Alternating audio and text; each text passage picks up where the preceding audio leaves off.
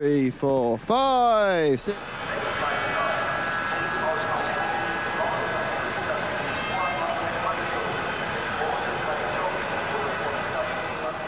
Six, 7, 8, 9, 10.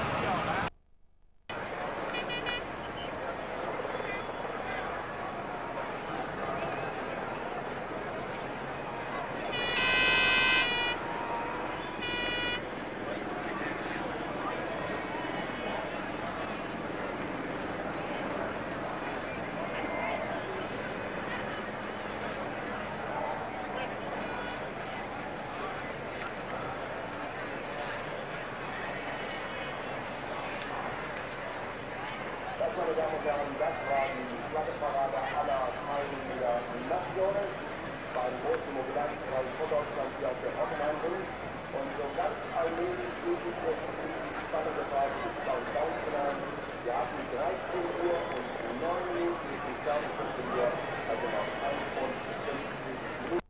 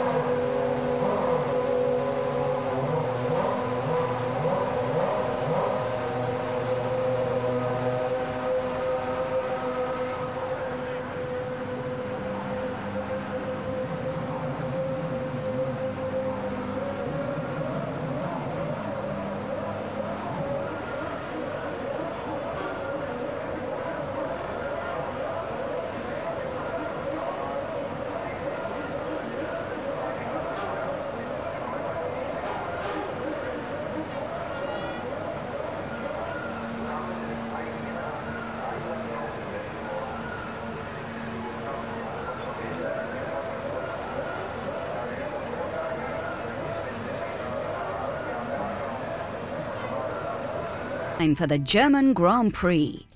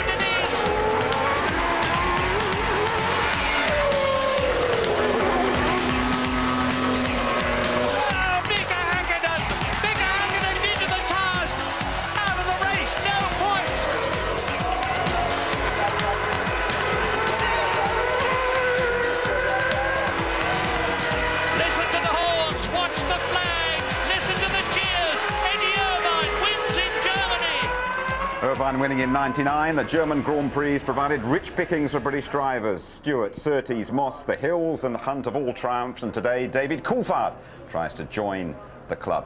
Well, welcome to Hockenheim. It has been dry all day. Those clouds have a habit of dumping a lot of heavy stuff very quickly indeed. 21 degrees the temperature, 26 degrees on the track, and showers are forecast. Good afternoon to you all. Well, one good thing about the totally unpredictable weather here was that it provided us with a very unusual and perhaps the most dramatic qualifying hour of the season. We saw a real cavalry charge at the start and a fantastic twist in the tail as well. Martin Brundle reporting. The weather in Germany has been no better than for the British Grand Prix. The crowds arrived well prepared, and good job they did too. Look at the rain coming down just a few minutes before qualifying would start. A traffic jam at the end of the pit lane, but the good boys that they are, they did not jump the red light, but they all needed to get out as soon as the green light came on. Away they go. They know they could have just one flying lap of the afternoon to get a grid position in.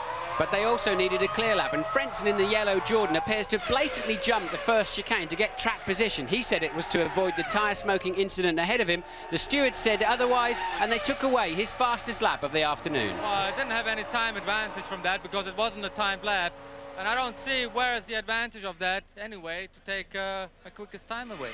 Fisichella threw away his early chance by spinning the Benetton on the exit of the first corner. He would get a second chance. Barrichello's Ferrari broke down electrical problems. He was on wet tyres too. When he got back to the pits, he found no Ferrari waiting for him. Michael was already out in the spare car. Meanwhile, Coulthard was on some kind of magnificent lap, throwing caution to the wind for pole position. I can't really say it was getting out there early because we were in the train, but obviously just got a clear lap, and I'm very happy with this, even though it wasn't a proper solid qualifying. Barrichello had to hang around while they fixed Michael Schumacher's bent car from the morning. There's Barrichello's car still stranded out on the racetrack. He would get a second chance though, and so did Fisichella. Found a window of opportunity just as the track was drying slightly about 20 minutes in. A brilliant lap for second position at that time. When my engineers they called me to say you are second, I didn't believe that, but I was quite confident to do well. A second position, I was very surprised. And straight after Fisichella's effort, this happened. Poor old Barrichello now has huge pressure. He's in Michael Schumacher's car, he's not yet in the race, and the track is saturated. He would end up P18. The mechanics did a great job to make it survive. I mean, you never know. The car was a little bit not in perfect shape with the setup, but at least they were able to put my pedals on it, and they left Michael's setup. So, but I would put the 90% of my problems in qualify was down to traffic. Frentzen may be a German star racing in Germany, but they cut him no slack whatsoever as he's pulled into the weighbridge yet again. Frentzen will start the race in 17th place. Eddie Jordan not at all happy. Coulthard, the angelic man, sitting there waiting to see if he can stay on pole. Hakkinen's trying to snatch that away, but it's too wet in the last part of the lap, and he will stay in 4th place.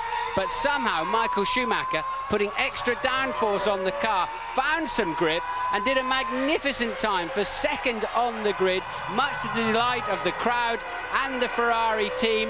And he will start alongside championship rival David Coulthard on the front row for this afternoon's Grand Prix.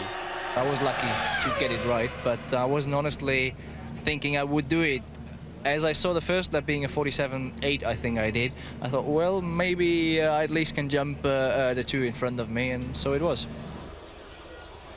How did he do that? The big question around the circuit here at Hockenheim yesterday. Delighted to welcome alongside Tony Jardy and Craig Pollock, team boss of British American Racing. Hi, Craig.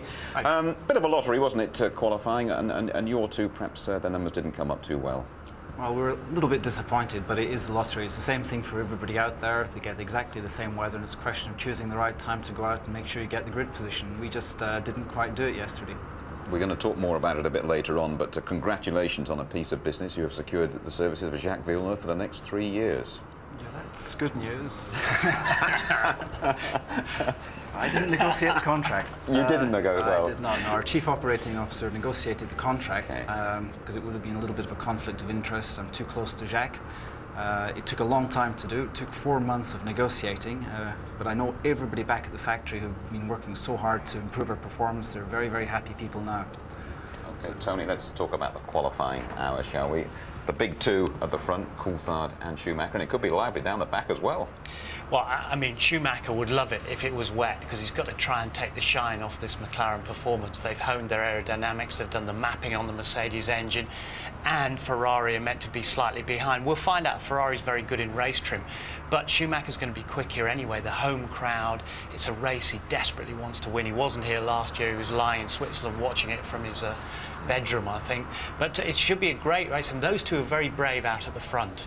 Incredibly brave in those circumstances, because they didn't know how wet it was. David Coulthard also quickest in the morning warm-up, but Tony, just chat us through the grid, could you? Yeah, well, Coulthard to say it was a real Braveheart performance there, but the man alongside him who desperately wants to win has been practicing his start, says he doesn't take David Coulthard seriously, so there's a nice recipe from the front. Fisichella, great timing, tremendous timing, and best grid position for Benetton so far this year. Hakkinen, they said, too cautious. Della Rosa, his best ever. That guy's improving with every race. Truly did well. Wirtz said he had a clear lap for the first time, good balance, and both the Jaguars in the top 10 because they went out early with everybody. Villeneuve had to take the spare car, but he did very well. Honda have got this revised engine here. Verstappen, Zonta again up there. He's been improving last 3 races. Heidfeld went out at the same time as Verstappen. Ralf Schumacher lost on his settings apparently. Button was affected by Fisichella, spun in front of him. That's why he's back there. Then Frentzen, as we saw earlier, had been adjudged to go the wrong side of the chicane, getting ahead of 2 people. Barrichello, we know he had to go back there. Deniz back there. Then Mazzacane and Genet in the 2 Minardis at the back of the grid. Thanks very much indeed, Tony. So then, Jacques Villeneuve, the 1997 world champion, will be staying at British American Racing for the next 3 years. The Formula One grapevine had been buzzing with stories that the Canadian was on his way. Not so. Louise Goodman reporting. After weeks of speculation, Jacques Villeneuve has turned down an offer from Benetton and re-signed for BAR in a deal rumoured to be worth $25 million a year. It wasn't easy because there were other good options. So it wasn't easy at all, mostly after 2 difficult years where promises of before the first contract didn't really come through. The team has been progressing a lot and the fruits are starting to happen now in the last few races, and it's still happening. Honda's putting a lot of effort. The team is putting a lot of effort into it as well. And I knew what I had here when I would have been going to promises. Now BAR have to keep their promises and deliver wins, or Villeneuve's free to leave. The team has to be performant. If the team is not performant, then I will walk away. Giancarlo Fisichella's seat at Benetton now looks to be safe. He's expected to re-sign with the team for a 4th consecutive season. And Williams refugee Jenson Button has been talking to Benetton boss Flavio Briatore about the 2nd seat. Jenson is good, he's very promising this season. I believe for the first seat done very good job. But you know, there's a lot of people around him, and I don't like this kind of situation, because what you have is only the prices go up, and sometimes the volume is not that, you know.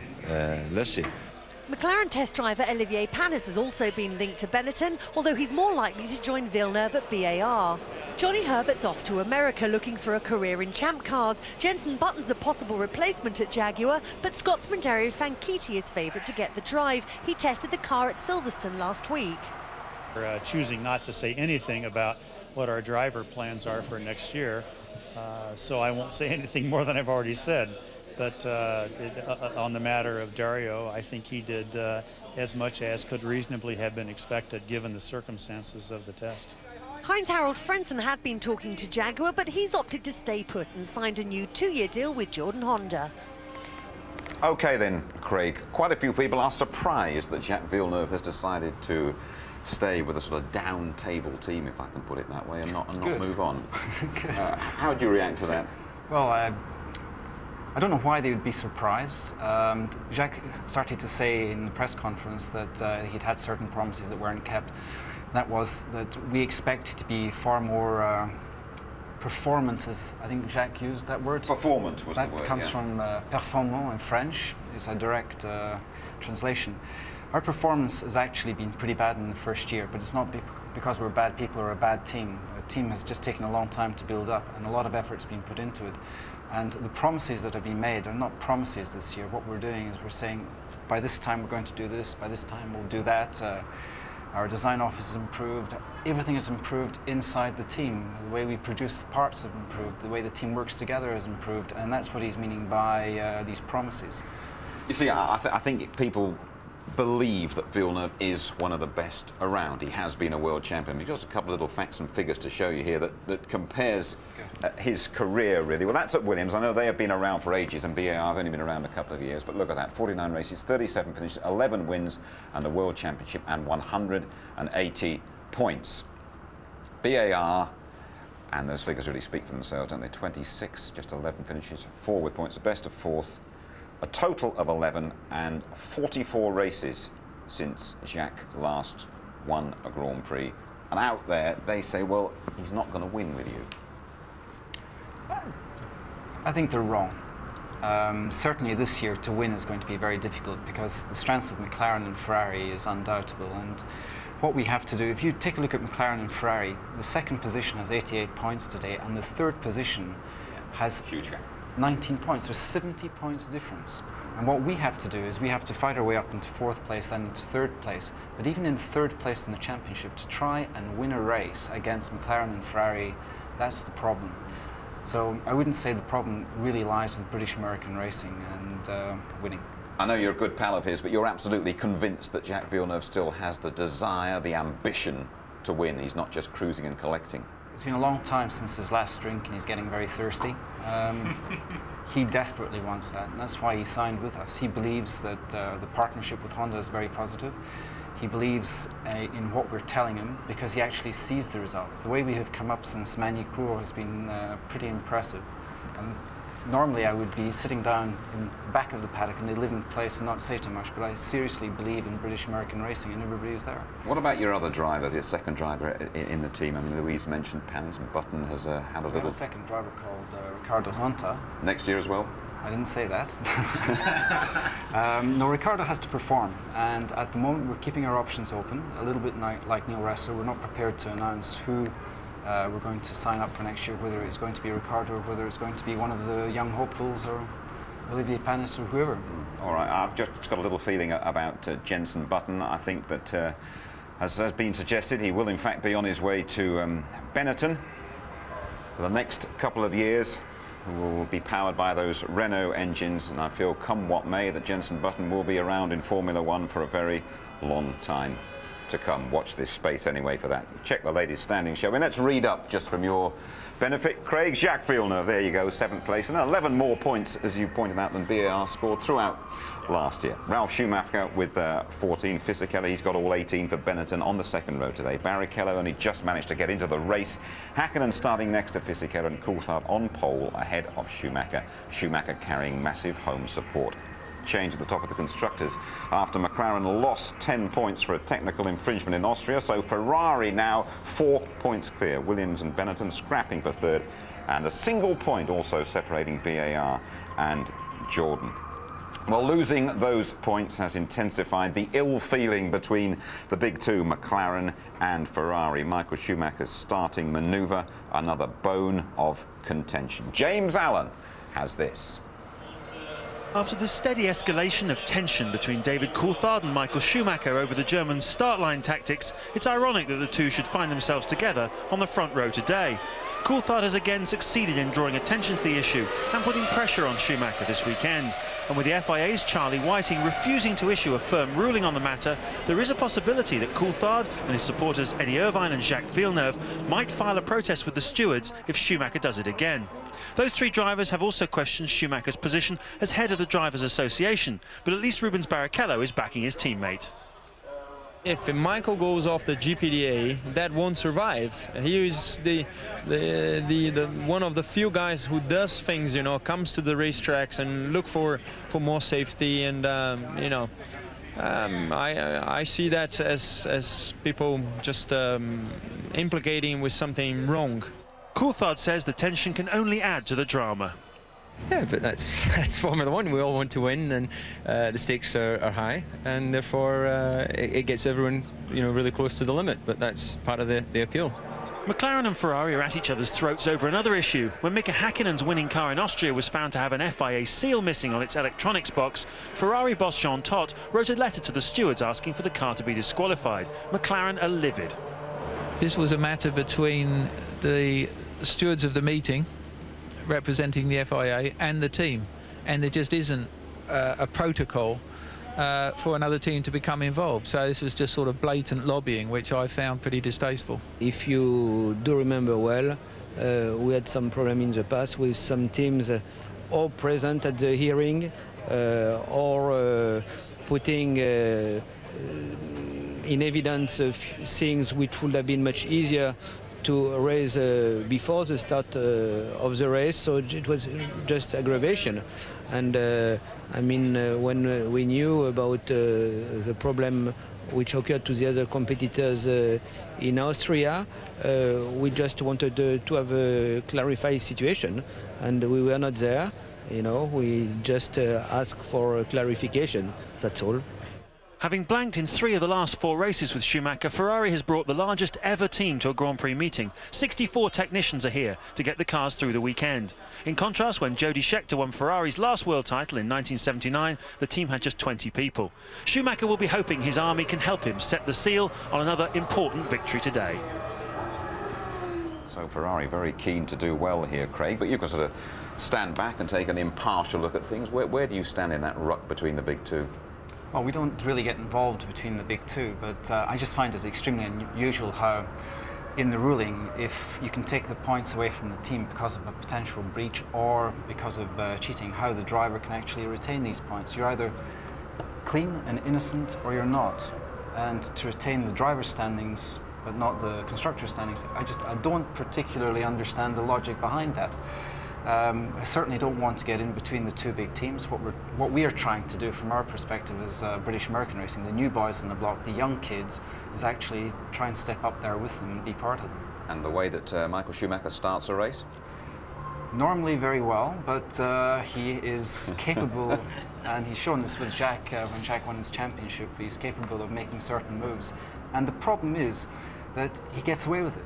The sport doesn't do anything about it, and what he did with David Coulthard was, in my mind, incorrect. And certainly I know that if he goes anywhere near Villeneuve in the same sort of move, it will not be tolerate it. I think we get the gist of what you're saying. Tony, David Coulthard's ahead of him. He starts on pole, and he's gone very well in warm-up, but he had a moment there this morning, didn't he? Yeah, he still remained fastest, but the thing is, he's in the race setup now, and you know, he's got the fuel load on that he's going to go in the first stint, whatever, and he's on the edge, he's on the limit. He just got slightly offline, and he got off on the dust. He went off in the same place that Michael Schumacher went off yesterday morning in practice session.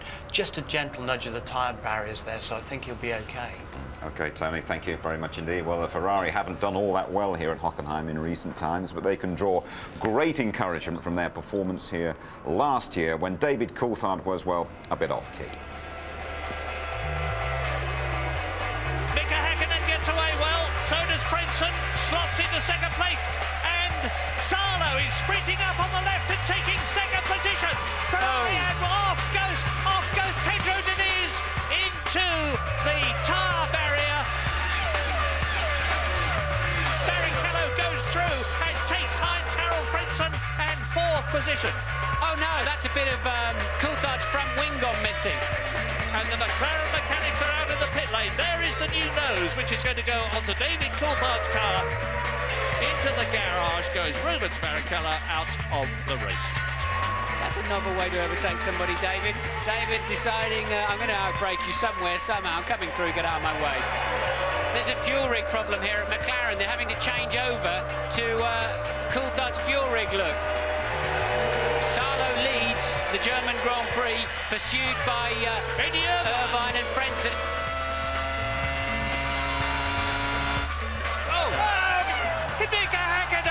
Mika Häkkinen collides and into the tyres just as Michael Schumacher did at Silverstone. Out of the race, no points. And meantime, Eddie Irvine has got ahead of Mika Salo into the lead. Eddie Irvine wins in Germany for Ferrari, his second successive victory, his third of the year. Well, this time round, we're going to be watching the start of the German Grand Prix very closely indeed. As Craig there has been saying, the likes of Villeneuve, Coulthard and Irvine have all had a pop at Michael Schumacher's starting tactics. They call them unethical, even dangerous. But last time round in Austria, Schumacher himself was punted off just moments after the start. If you talk to Schumacher, though, he can't see a problem, so long as Charlie says it is OK. Who is Charlie? Well, he's the subject of today's Murray Meets.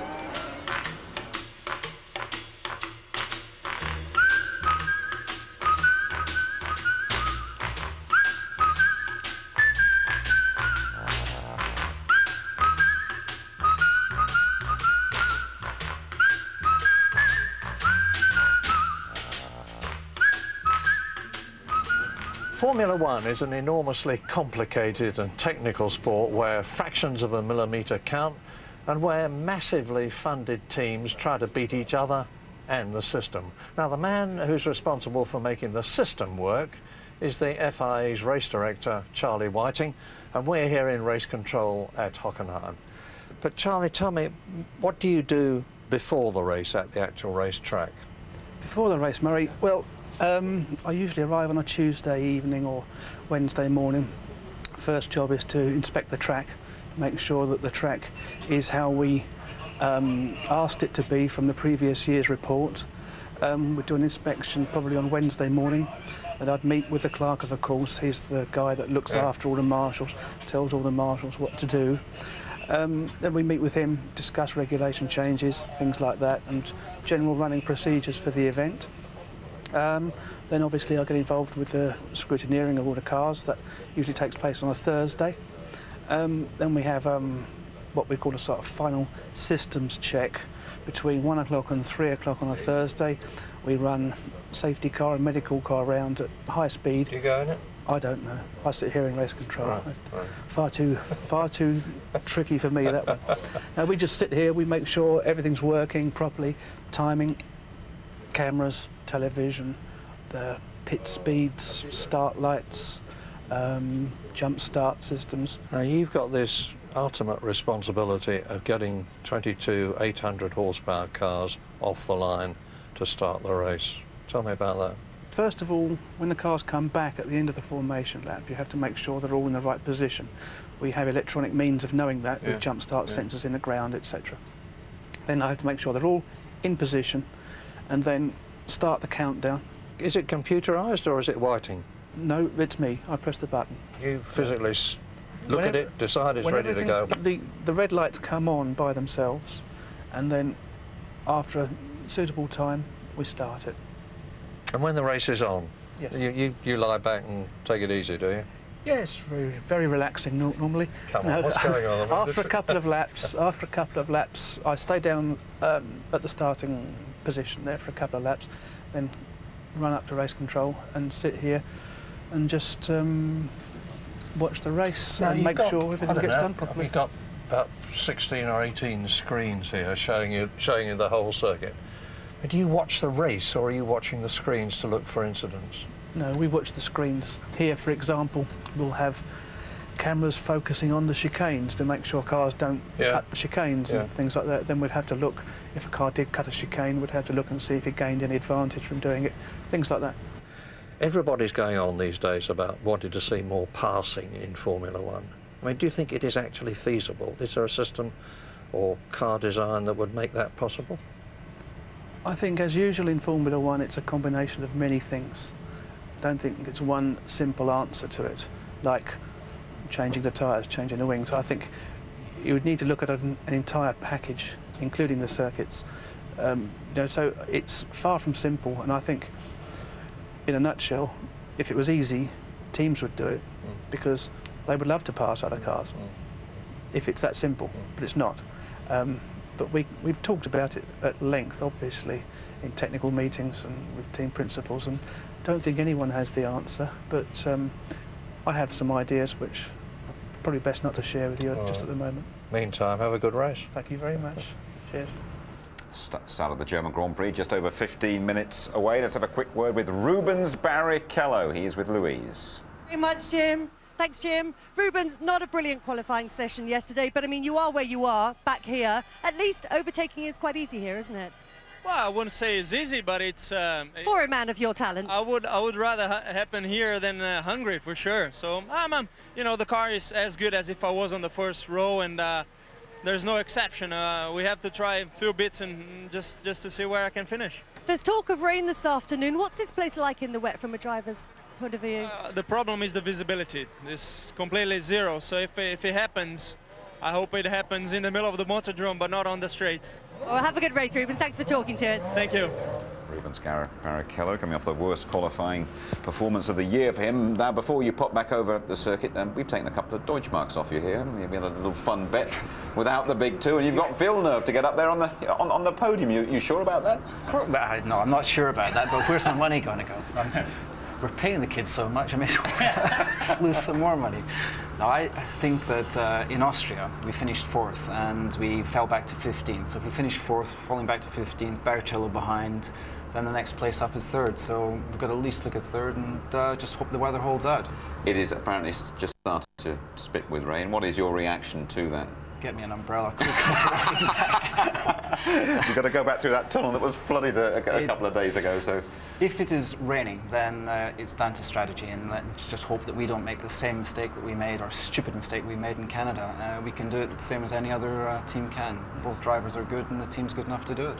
Craig, thanks very much indeed for joining us. Thank you, Jim. Always a pleasure. Thank you. Thanks a lot. Well, there we are. There they are. Threatening again, the old Hockenheim clouds. Dry at the moment, 23 degrees on the track, 21 degrees the air temperature. But my bet is it's going to rain. But when you rejoin us, we'll take you round Hockenheim in a Ferrari.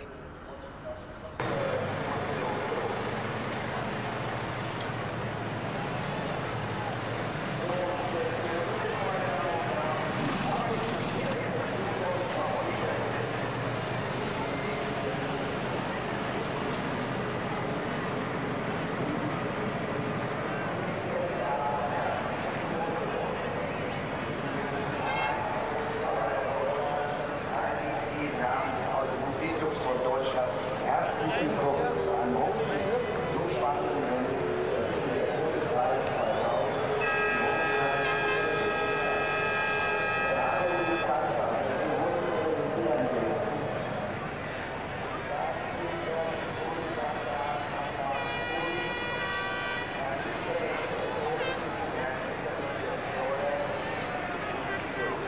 Wichtiges und sympathisches Signal für den Motorsport. Ich danke allen Teams, Fahrern, Funktionären,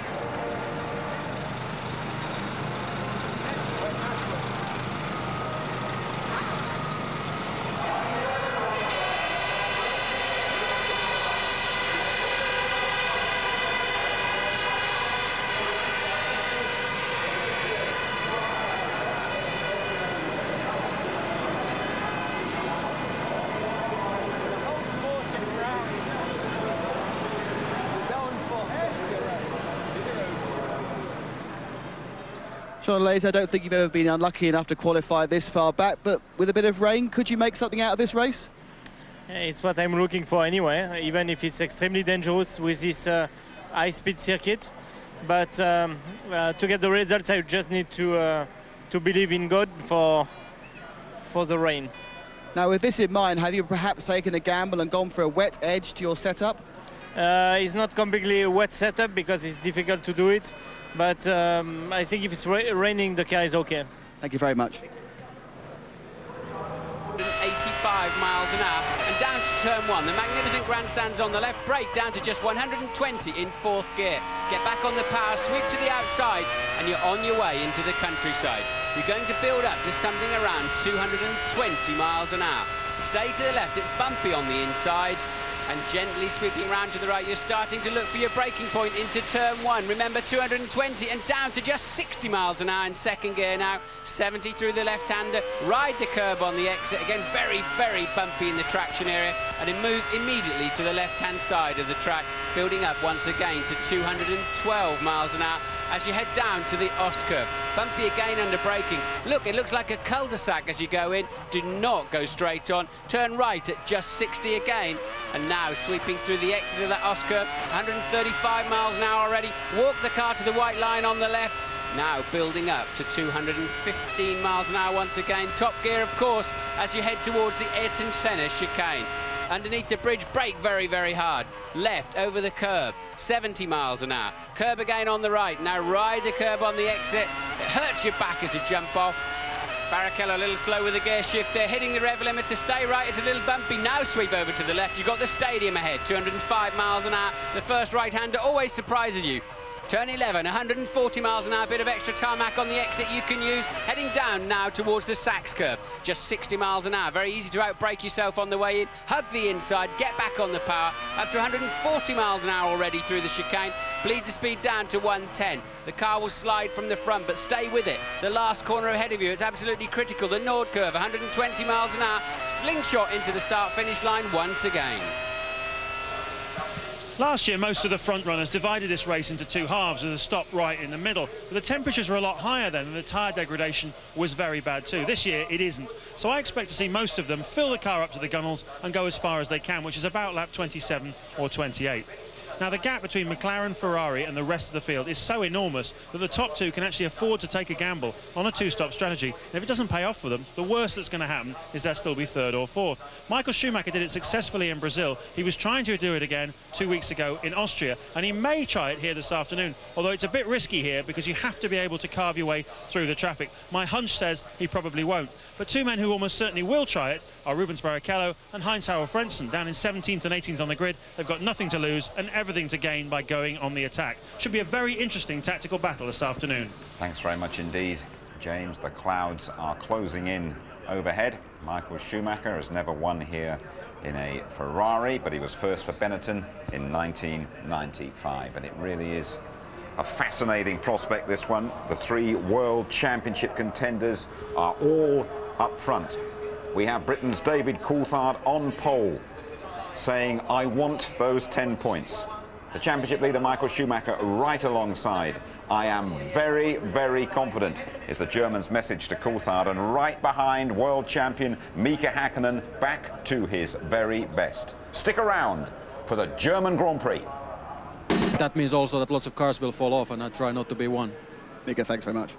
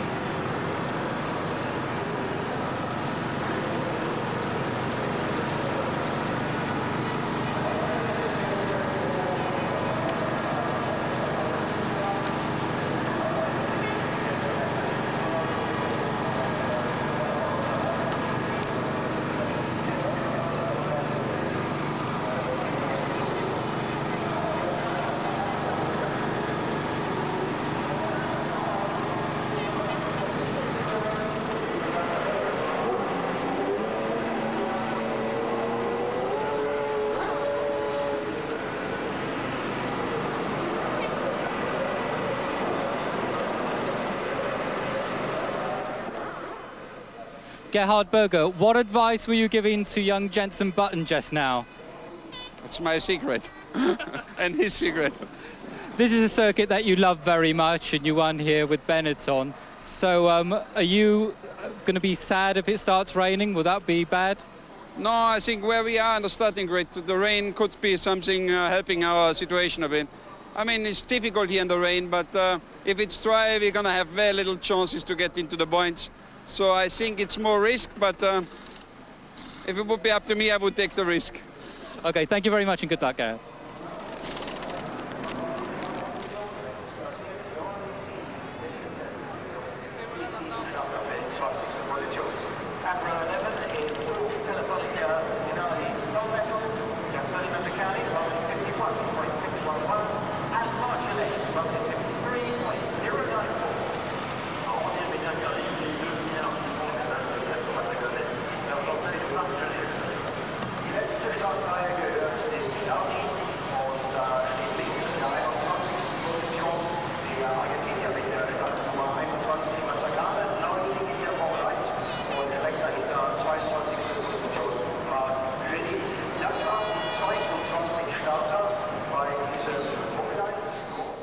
Pat Simmons, normally this is a fuel them up, stop them once and hope for the best. How is the rain going to affect that? Well, I don't think we're really expecting any heavy rain. In some ways, it's a bit more tricky. It's just going to be showers. I think we've just got to see what happens, really. Do you think we'll have a repeat of Donington Park all those years ago with 7 stops each? I hope not. Thanks, Pat.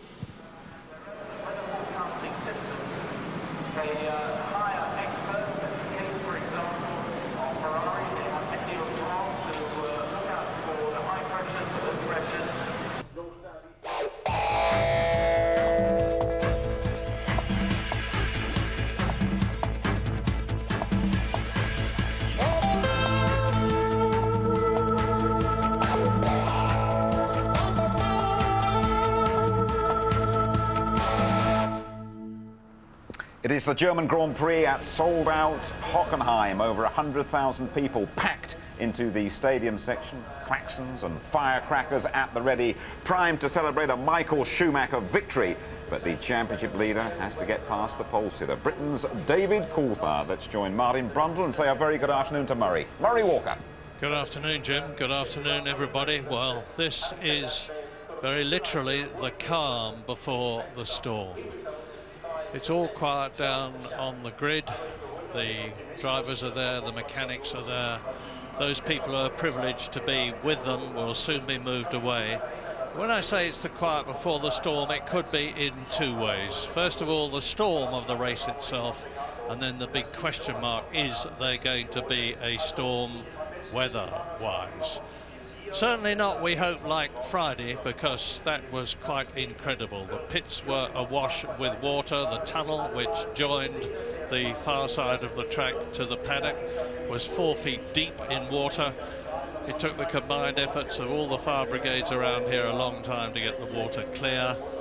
And we know that there's a possibility of rain this afternoon. And this place is very, very dangerous indeed when it's wet, because the course goes slashing its way through dense pine forest once they've turned out of the stadium section that you're looking at now. And those tall pines hold the water. The wind can't get through to clear the droplets away, and visibility is virtually nil. Martin, you've done it. Yes, I have to say, Hockenheim in the rain, it's you know how much I miss driving. It's one of the few days where I'd rather be up here cuddling you, Murray, than on the grid or in a Formula 1 car, but don't take that the wrong way. And I've spoken to 3 teams down on the grid, and anywhere between 20 past the hour and 22 is when they're expecting it to rain. So 20 past 2 here locally, up to 20 to 3. They're expecting it to be spitting with rain lightly at the beginning of the race, which it is indeed doing as we speak, but very, very lightly. We've got a track temperature of 21 degrees centigrade, so it just burns away quite quickly. And we think that Coulthard and Schumacher at least have added extra wing on the grid to allow for it. And I think the teams will also add a bit of fuel, Murray, to try to give themselves a bigger window of when they can take that pit stop to adjust it according to the rain, if indeed all these weather forecasts are right and it does rain later on. I'd imagine them coming in around lap 25-ish. The safety car leaves the grid now, which is all part of the procedure. That will go around to the back, and so we know that there are no hindrances around the track, and the procedure is well underway to get this German Grand Prix going, Murray. It's quite ironic that the man who has been complaining so much about Michael Schumacher cutting across him at the start of races, and particularly the Austrian Grand Prix, David Coulthard, is in pole position.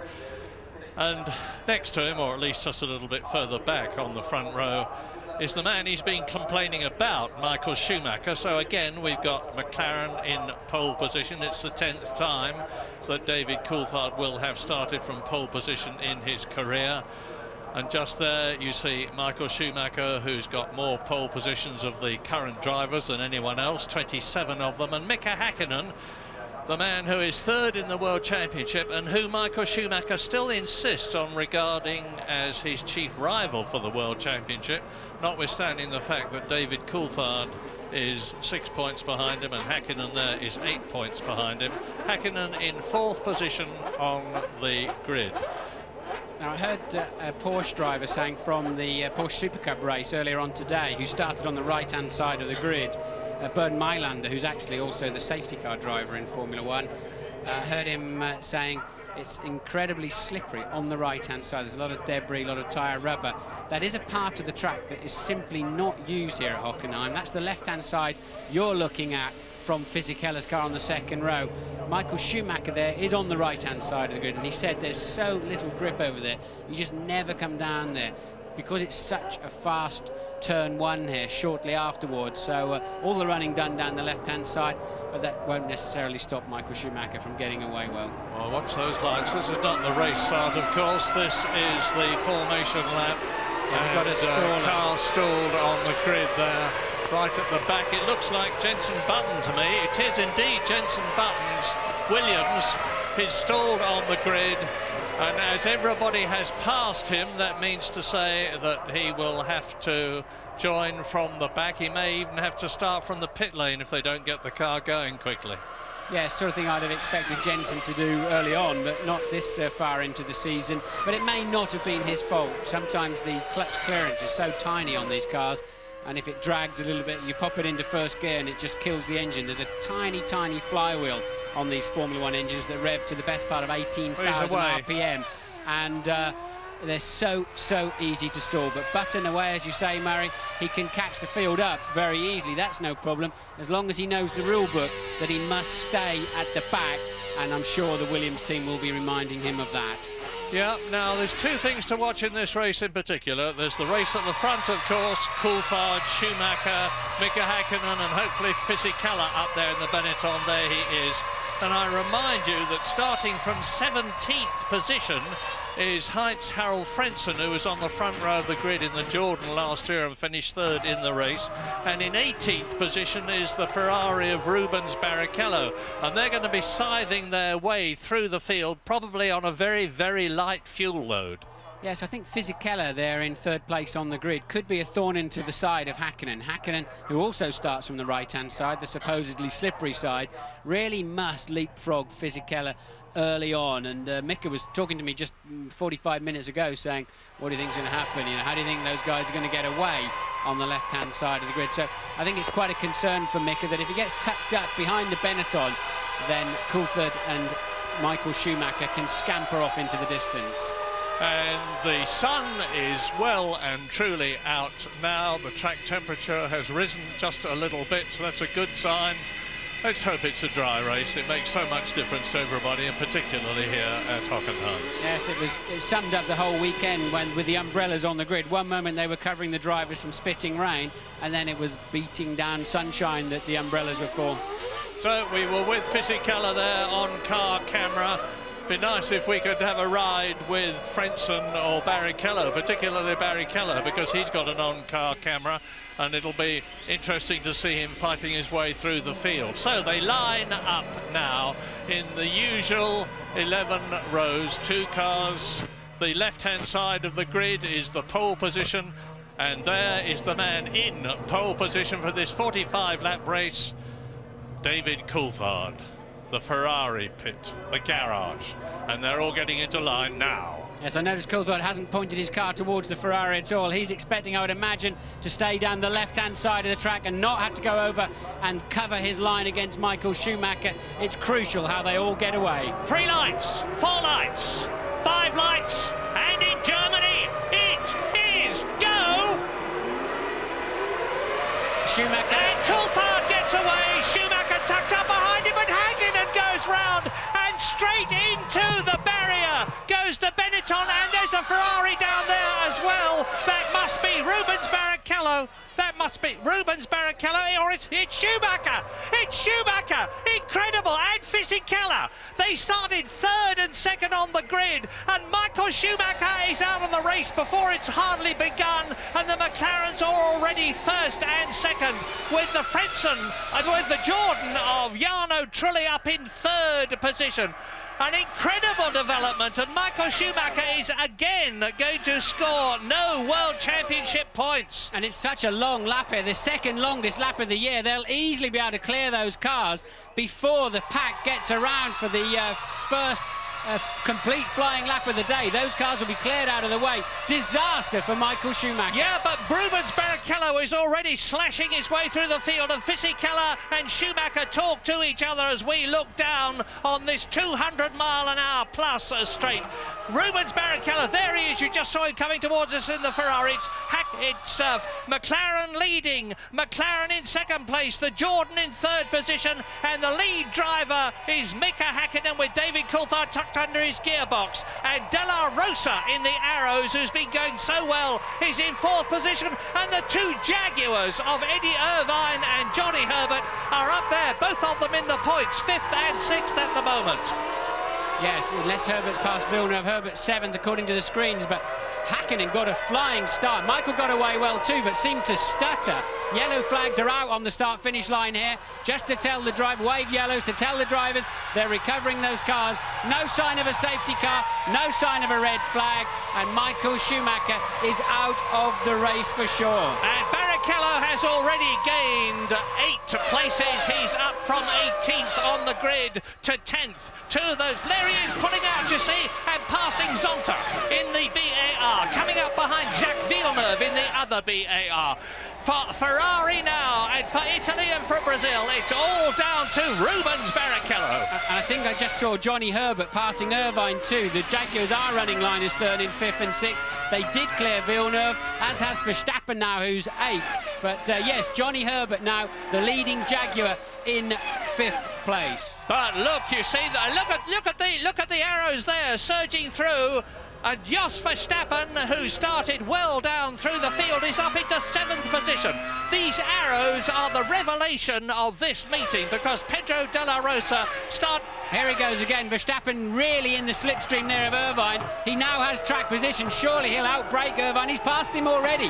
Verstappen up into 6th. Yeah, and I reckon Jos Verstappen may be on a 2-stop strategy. This arrows is incredibly quick. It's very, very slippery indeed. The aerodynamics are superb, and the Supertech engine is good. Here's a replay of the start. Now here we go. Coulthard away moderately well. Schumacher I saw out of the window getting away well, then stuttered, and Hakkinen just drove right through the middle. Now look, Schumacher came across and really blocked Fisichella out. Schuey did not realise Fisichella was there, did not give him any space, and I'm afraid, Michael, you cannot blame that on Fisichella. Look, he's moved across onto his line and then braked, so Fisichella quite late into the corner, but that was at least 50-50. Michael gave him no space. Yeah, but a lot of the cynics will be saying that's Michael Schumacher's come-uppance. He's had payback time for the things they've been blaming him for in the recent past. But meantime, it's looking great for McLaren, 1st and 2nd. Trulli is 3rd, De La Rosa is 4th, and look at Barrichello. Barrichello out past Eddie Irvine, who is in 7th position, and there we're riding with Barrichello now as Irvine fights back. Well, that was astonishing. Irvine had more straight line speed, now turns in on Barrichello, which he was entitled to do.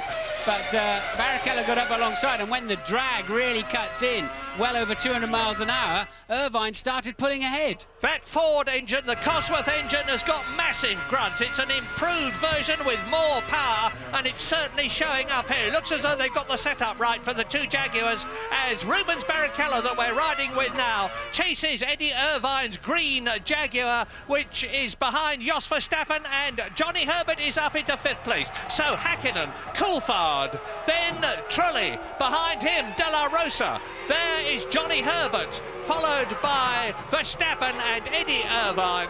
Well, the good news so far for Britain is that the Jaguars are well up.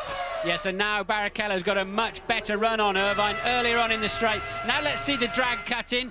Can Barrichello make it stick this time? Yes, he's got the line up the inside. Irvine just falling back down the field at this stage. And that's Eddie Irvine, of course, who won this race brilliantly for Ferrari last year, thanks to the support of his teammate, Mika Salo, who was replacing Michael Schumacher after the German had broken his leg in Britain. Coming through now to complete lap 3. Mika Hakkinen leads David Coulthard. The gap between Coulthard and Trulli is 1.3 seconds, but again, as in Austria, Pedro de la Rosa, who was superb in qualifying, is magnificent here. Look at the orange arrows. There's a big gap between it and the green Jaguar of the red-helmeted Johnny Herbert, who's got Verstappen behind him, and Verstappen has got Barrichello ready to pull out and in the Ferrari and try to get up into the top 6. If in the red Ferrari, Barrichello can get past the orange arrows there of Jos Verstappen, the Dutchman, who was not in very good odour this morning because in the warm-up he drove into Jacques Villeneuve's BAR. Yeah, very silly accident on the outlap first thing this morning, and damaged both the arrows and Villeneuve's BAR quite extensively, and he had to go and apologise, that's for sure. And look, Verstappen again struggling to slow that arrows down. I think they've got tremendous straight line speed, but struggling a little bit into the braking area, and Barrichello lines up his next victim, but this one's got more straight line speed than the Jaguar he's already overtaken of Irvine. Yeah, and we've learned here that next year Arrows are going to have the Peugeot engine exclusively, and that will do them no harm whatsoever. So they're in great shape, but McLaren are in even better shape because they are on a potential 16 World Championship points at the present moment, with Mika Häkkinen bidding for 10 of them to win the race. But we're now on lap 4, it's a 45-lap race, so we've gone about 1/10th distance, 1/11th distance. Coulthard on a very fast lap at the moment, edging up a couple of tenths in each section on Mika Häkkinen. Interesting problem here for the McLaren bosses, Murray. They've got 2 drivers that can take the championship, as they had 10 years ago with Senna and Prost. But now, with Schumacher out of the race once again, what are McLaren going to do about their front 2, who are now just 6/10 of a second apart? And truly is hanging on remarkably well there in the Jordan, as is De La Rosa in the arrows behind. I think Pedro De La Rosa is absolutely magnificent, the young Spaniard. Well, he's 29 years old, but this is only his 26th Grand Prix, and he's in a car which up to now has not been expected to be at the front of a Grand Prix as it is. Now watch Schumacher on the left of this replay. You see there, Häkkinen comes straight between him and Fisichella. Schumacher moves across, hits Fisichella. The Italian goes onto the gravel, into the tyre wall. We're with Fisichella now. And watch this, enjoy your first Formula 1 accident fully on board as we stay with this camera shot all the way. Here comes the barrier. Look, there's nothing you can do. You're jumping on the brakes, bang! And the tyres and conveyor belt come into the cockpit. Once again we sit. Now watch Häkkinen from 4th place hook it up and just drive beautifully through the middle as Coulthard defends his line, and Schumacher, watching Coulthard, moves across the track and unaware that Fisichella is there. I mean, he should have allowed for that. I really can't think Michael has too much to gripe about as the Ferrari team put their head in their hands. Yes. I don't think they can gripe too much about Fisichella there. That's Willy Weber with his head in his hands, the man who's guided the career of Michael Schumacher. He's the only team manager to have his own Learjet. Plenty of the drivers do, but Schumacher is so wealthy that even on 20% of his income, Weber can run a Learjet. Now look at this. This will be Barrichello, I assume, overtaking Verstappen, and he makes it stick into the second chicane. So Barrichello now is up to 6th place. From 18th, he's made 12 places on this, the 6th lap. James Allen? Murray, you saw the Ferrari mechanics there with their heads in their hands, completely contrasting reaction of McLaren. They feel that's payback time for what Schumacher did to Coulthard and Häkkinen at the start in France. They've had this terrible farrago between them, and Coulthard taught Schumacher a lesson in the toughest possible terms. They're absolutely ecstatic down here. Well, it's all down to Barrichello now, and look at him attacking the Jaguar in front of him.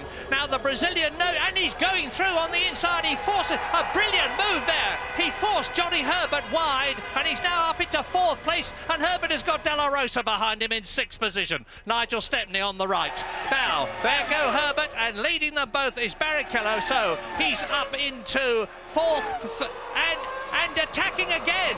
De La Rosa having a go at Herbert. That's Verstappen having a go at Herbert, and Johnny was on the defensive. I think Barrichello surprised him at the inside into the first chicane. Textbook manoeuvre there from Rubens Barrichello. Brilliant driving at the moment, and Johnny then on the defensive. It gave Verstappen a run at him. Johnny managed to fend that one off, and look how quick, and Verstappen won't get through there now, but look how quick Barrichello is moving away from them. Yeah, this is an example of how they slow each other up, because Barrichello was 1.2 seconds slower than Häkkinen and Coulthard with a clear track in front of them, and he is now in that position. There he is, but with Johnny Herbert, Häkkinen leading, Coulthard 2nd, Jarno Trulli still in the Jordan, 2.4 seconds behind David Coulthard, who is 1 second behind Mika Häkkinen. This race has got a long way to go yet. We're on lap 7. I think there could be a lot of action yet. I saw when we were on board with Barrichello, they were moving the film protecting his camera shot, and it was raining slightly. Remember, it could well still rain in the next half an hour in this race, and I think we could see quite a lottery at that point as to who can stay on the track and if and when they come in. And this is another shot then of Barrichello passing Johnny Herbert into the first chicane. Johnny beginning to turn in and had to turn back out again. Great move there from Rubens. And Johnny Herbert is still in the points in 6th position. So let's have a quick look at the top 10. It's the 2 McLarens, Häkkinen and Coulthard. Then Jarno Trulli's yellow Jordan. Look for it. It's getting further and further back. There it is in the distance. De La Rosa in the arrows is 4th, and Barrichello is 5th in the Ferrari. 6th is Johnny Herbert, and 7th is Jos Verstappen. Both the arrows Arrows in the top 7. Eddie Irvine 8th. Jacques Villeneuve is 9th, and his teammate Ricardo Zonta is 10th. Remember what Craig Pollock was saying about the BARs. They're both in the top 10. Yes, Barrichello, now he's got some clear air. It'll be interesting to see his lap times, Murray. Remember, he's really only just 11.2 seconds behind Häkkinen, who's leading the race. So Barrichello, if he's got a strong pace, can still come through and do some damage for Ferrari this afternoon. Yeah, he's closed the gap from 1.2 seconds a lap longer to 0.6 of a second longer. And look at the way he's stretching away now from the powerful Jaguar of Johnny Herbert. There is Jos Verstappen, the Dutchman, behind him. And Tom Walkinshaw will be really delighted at the way his team is going here at Hockenheim. Johnny sort of launches his Jaguar into the corners, very aggressive turn into almost all the corners around the racetrack. Quite strange, in fact, but it seems to be working for him up there in 6th place. Now they come out of the stadium. They're turning into the long straight now, which is the start and finish straight, into turn 1. And then the rest of the course is stadium into 4 legs, separated by chicanes, and in each of those legs they're on full throttle for at least 14 seconds. And there's the answer. Look, Barrichello fastest lap on a 45.3, and the gap now down to 11.1 seconds to Häkkinen. So Barrichello has a very fast Ferrari, but how much fuel does he have on board? Yeah, exactly. 4th in the World Championship at the moment, behind Mika Häkkinen, Coulthard, and championship leader Michael Schumacher. But I don't think he's going to be leading at the end of this race as we go to a break.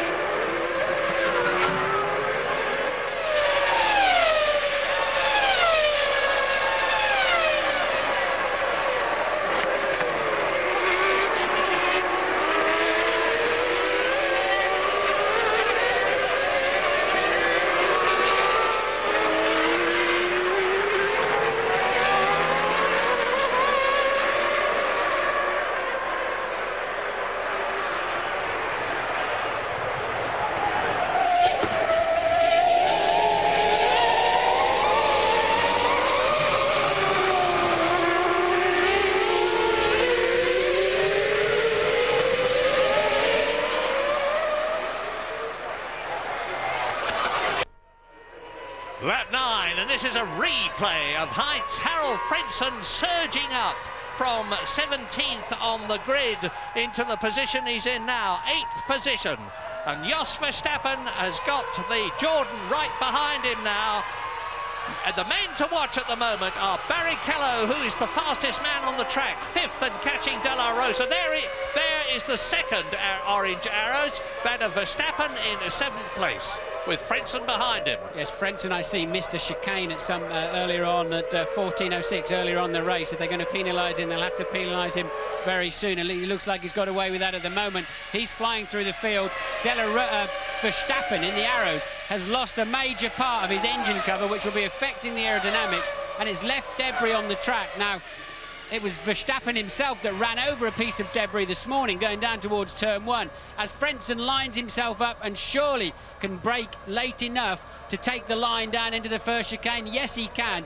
And it was Verstappen who touched a little piece of debris this morning, and his front tyre exploded immediately. It's highly critical round here. Remember that it was Häkkinen who went out of the race last year with a delaminated tyre. The tyres are under severe pressure, and Verstappen's got a problem with that engine cover missing, and now Frentzen is up into 7th place. And here we see from another angle Frentzen getting the track position, getting the line, and not snatching his brakes, taking a good clean run. Well, Heinz-Harald Frentzen, a German in Germany at Hockenheim, is now in 7th position. His next target is the man in the red helmet and the green Jaguar, Johnny Herbert, who has announced that he's leaving Formula One at the end of this year and going to race in champ cars in America. Is he going to be able to retain his 6th place? I don't think so much longer.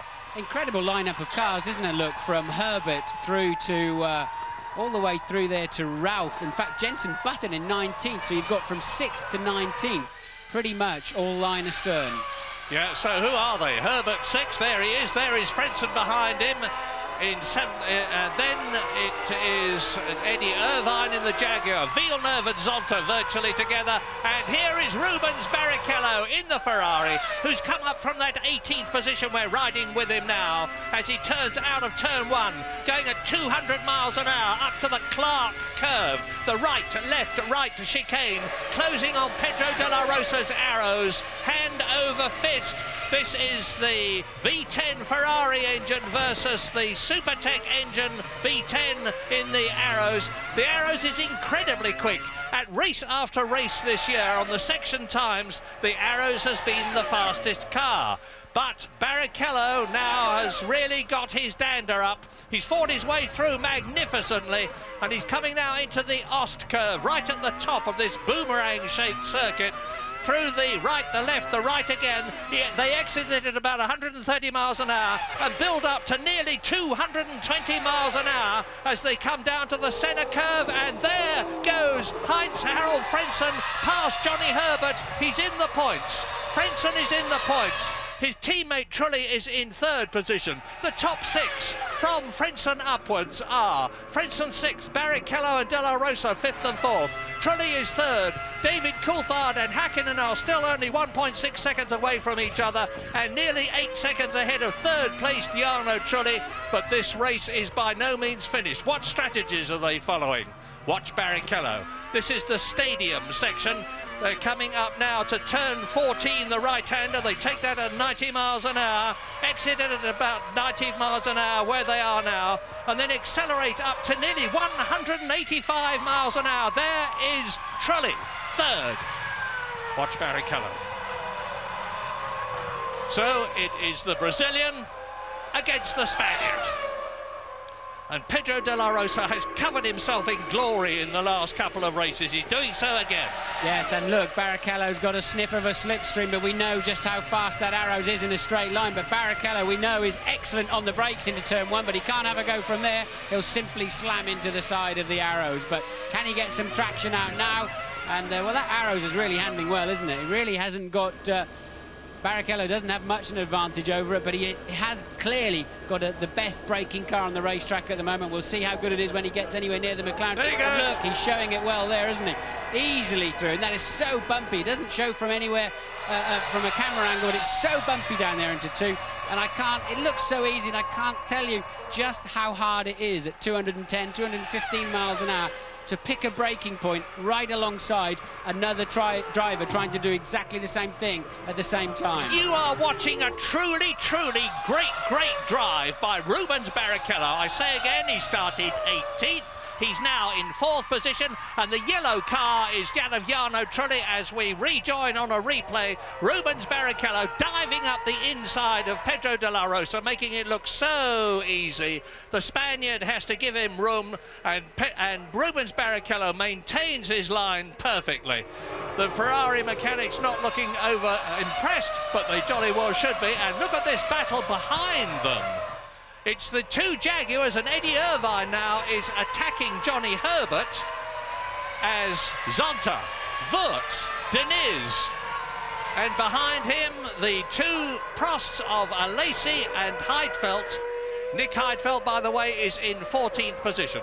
Man on the move, Heinz-Harald Frentzen in 6th place, just done a 1:44.9 easily the fastest lap of the race. So it's Frentzen now with the clear air in front of him. Can he catch Pedro de la Rosa, and how quickly? So Frentzen and Barrichello started 17th and 18th. Now up to 4th and 6th and flying. Yeah, and he's lapping 2 seconds faster than De La Rosa. He's 10 seconds behind him, so in about 5 laps' time, Frentzen, if he keeps going the way he is now, will be right up with the 5th placed Arrows as you look at the German now. 1:44.9, the fastest lap of the race. The fastest lap last year was 1:45.2, so Frentzen is faster this year than David Coulthard, who made the fastest and record lap at Hockenheim was last year. You were looking at the new lap record holder. Here is the race leader, Mika Häkkinen, McLaren, David Coulthard, McLaren. Still just over a second between them on this, the 13th lap, and out goes Johnny Herbert in the Jaguar. Well, Johnny's bad luck seems to stick with him, whatever circuit he is at and whatever country he is in, and the jinx has struck again. He is out of the race, and that means to say up into 8th place goes Eddie Irvine, to 9th place goes Jacques Villeneuve, to 10th place goes Ralf Schumacher in the Williams. His teammate Jenson Button is down in 19th position, having a tremendous battle with Jean Alesi's Prost and Marc Gené's Minardi. That's one of those moody slow-mo replays they like to show here. That was truly bouncing across the curbs. I don't know whether you noticed his rear wheels were completely off the ground.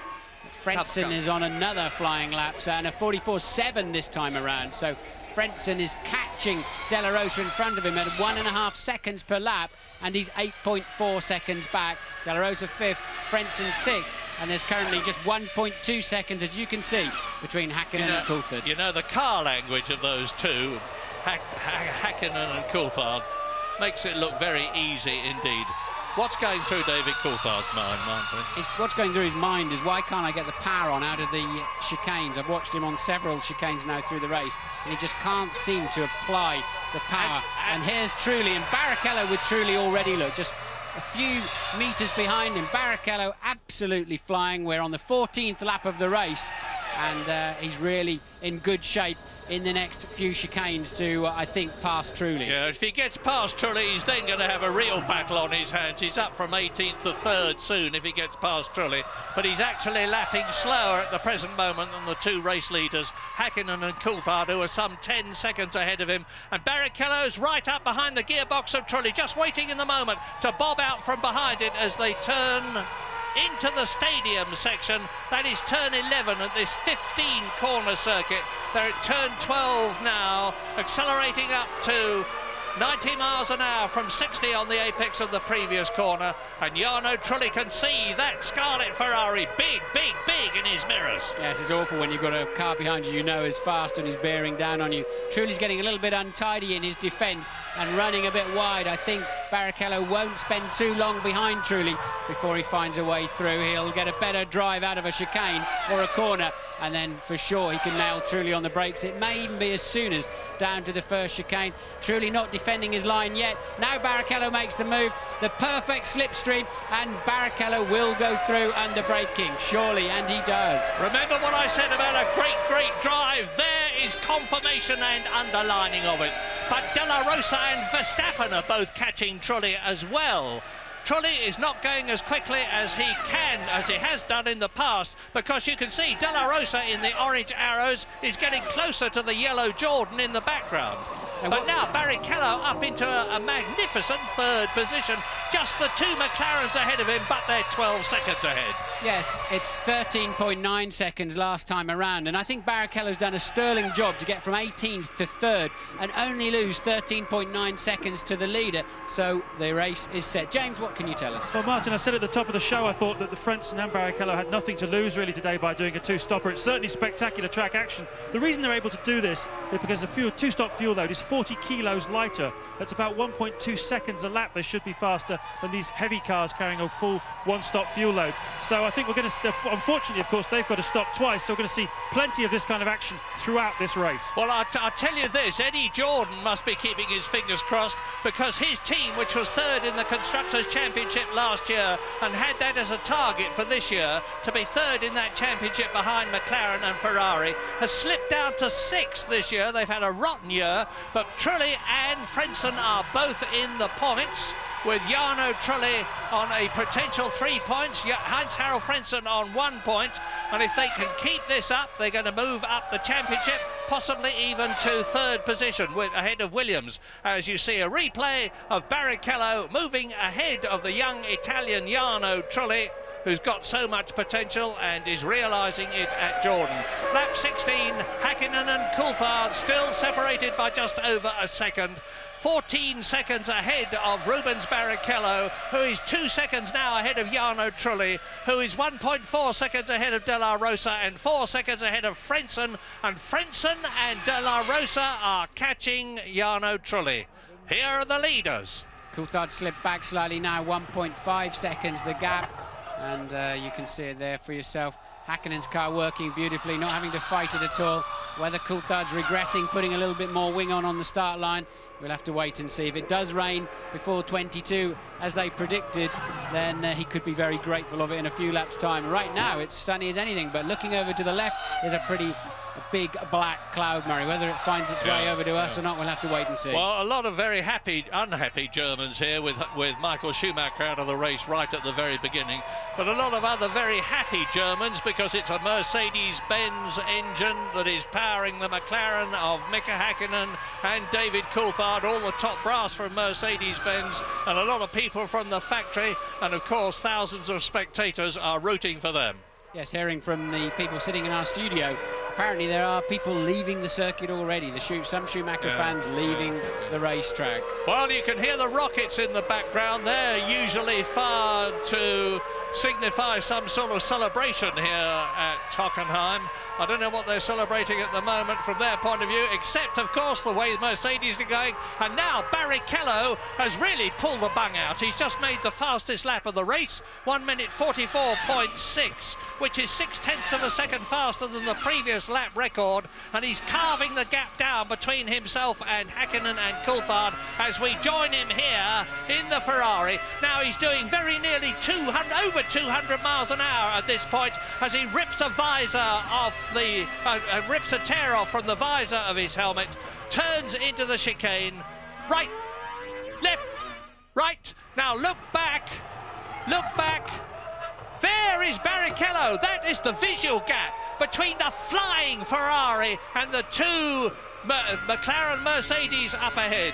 And Rubens Barrichello, with 3 second places behind him already this year, is that much ahead of Trulli, who is that much ahead of De La Rosa, who has got Frentzen right behind him. Ferrari mechanics coming out into the pit lane, so the Barrichello is extremely light. So Ferrari mechanics out, and Barrichello, it must be for Barrichello. Of course, Schumacher is buried in the wall. They've cleared his car away from turn 1, and Barrichello will be in at the end of this lap.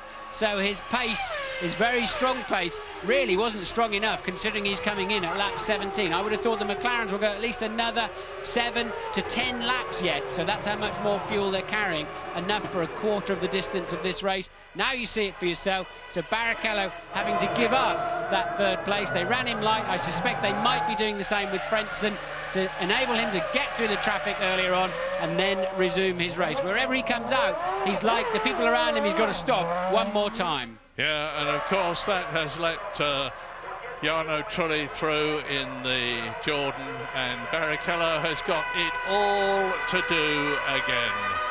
We'll wait for confirmation when we see them on the circuit, but Rubens Barrichello now, having stopped on lap 18, as you look at Eddie Irvine, and now the arrows and the race order at the present moment on lap 18 out of 45 with a long way to go. Mika Häkkinen and David Coulthard first and second, separated by 2 seconds, so Coulthard is dropping back. Jarno Trulli goes up into 3rd position, and it's time for us to go to a break.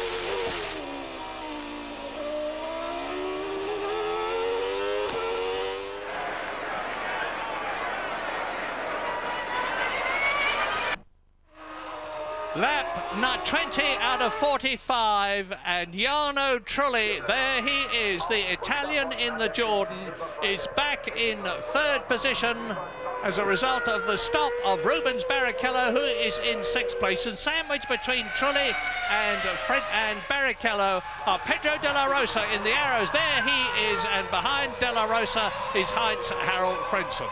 Yes, and while you're away, Frentzen made his expected pit stop because of his lower fuel load at the beginning of the race. Remember, he started 17th, came through the field, had to pit at the end of lap 19, came out of the pits and just managed to stay ahead of Verstappen. So Frentzen rejoins in 6th after a stop, and Barrichello rejoins in 5th after his stop. So now everybody is on a level playing field. They've all got to stop one more time this afternoon. Well, coming up for half distance, this is a magnificent tour de force demonstration by the two McLarens. They finished first and second in France with Coulthard ahead of Häkkinen. They finished first and second in Austria with Häkkinen in front of Coulthard. That was their fourth first and second of the season in 10 races. It looks as though this is going to be their 5th in 11 races. If it is, it will give them 16 World Championship points and certainly give them their revenge over Ferrari for having lost 10 World Championship points in the Constructors' contest as a result of the problem they had with the label that you saw Martin talking about earlier on in Austria. Yes, and Coulthard's going to be ruining that difficult start as a BAR passes a Benetton down there, which must be, let's see. Yeah, I'm just trying to work it out. Well, there's Verstappen, there's Irvine behind him, there is Jacques Villeneuve, that is Ralf Schumacher, and look at this lot with Alexander Wurz behind Zonta and Salo behind them, and Salo is in 13th place in the Sauber. Behind him is Deniz in the Sauber, and behind Deniz is Heidfeld. So the McLarens are streaking away, but look how close it is behind them. This is almost go-kart racing that they're so close.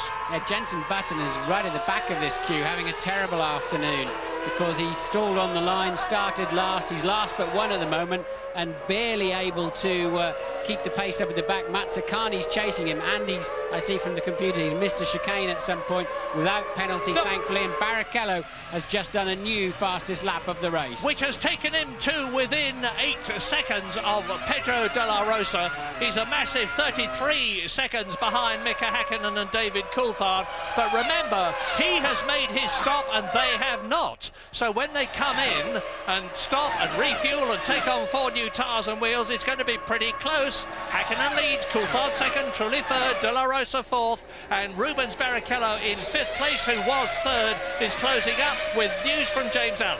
Well, Murray, I've just been working it all out now with the fuel loads here. Rubens Barrichello took on 50 kilos of fuel. I reckon he'll stop again about lap 33 for his second stop. Frentzen about lap 34. In the meantime, we expect the two McLarens and Trulli to stop around about lap 27 to 30. So don't go anywhere, folks, because this next phase is going to be absolutely fascinating. It's clearly a McLaren race, barring any mechanical misfortunes. The key question now is which McLaren? Exactly.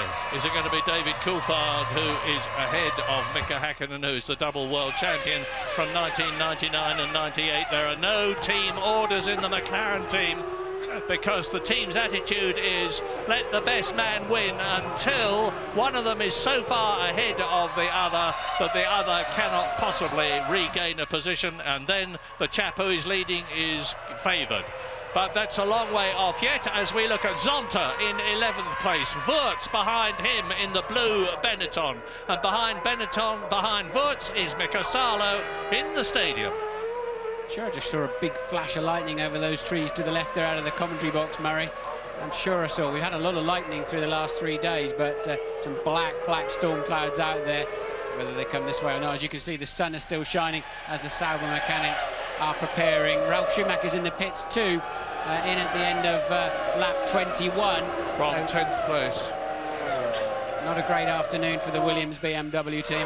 No, it's the BMW engine's first Grand Prix appearance at Hockenheim for a very, very long time. The last time they were there was with the Brabham of Nelson Piquet in the turbo days, and they're getting back into Grand Prix racing, and this is one of the circuits which is toughest of all on engines. They're on full throttle for over 60 seconds in the lap.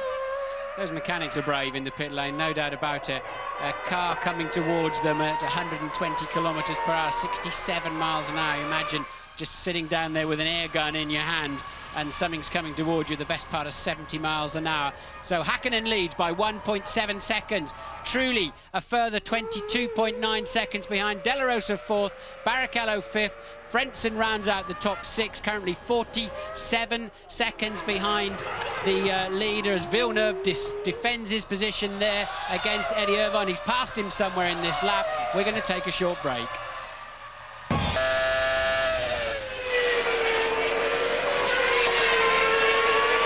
Away from him in the stadium, Jack, because he has more top speed than you, so you have to get away from him in the stadium. See that?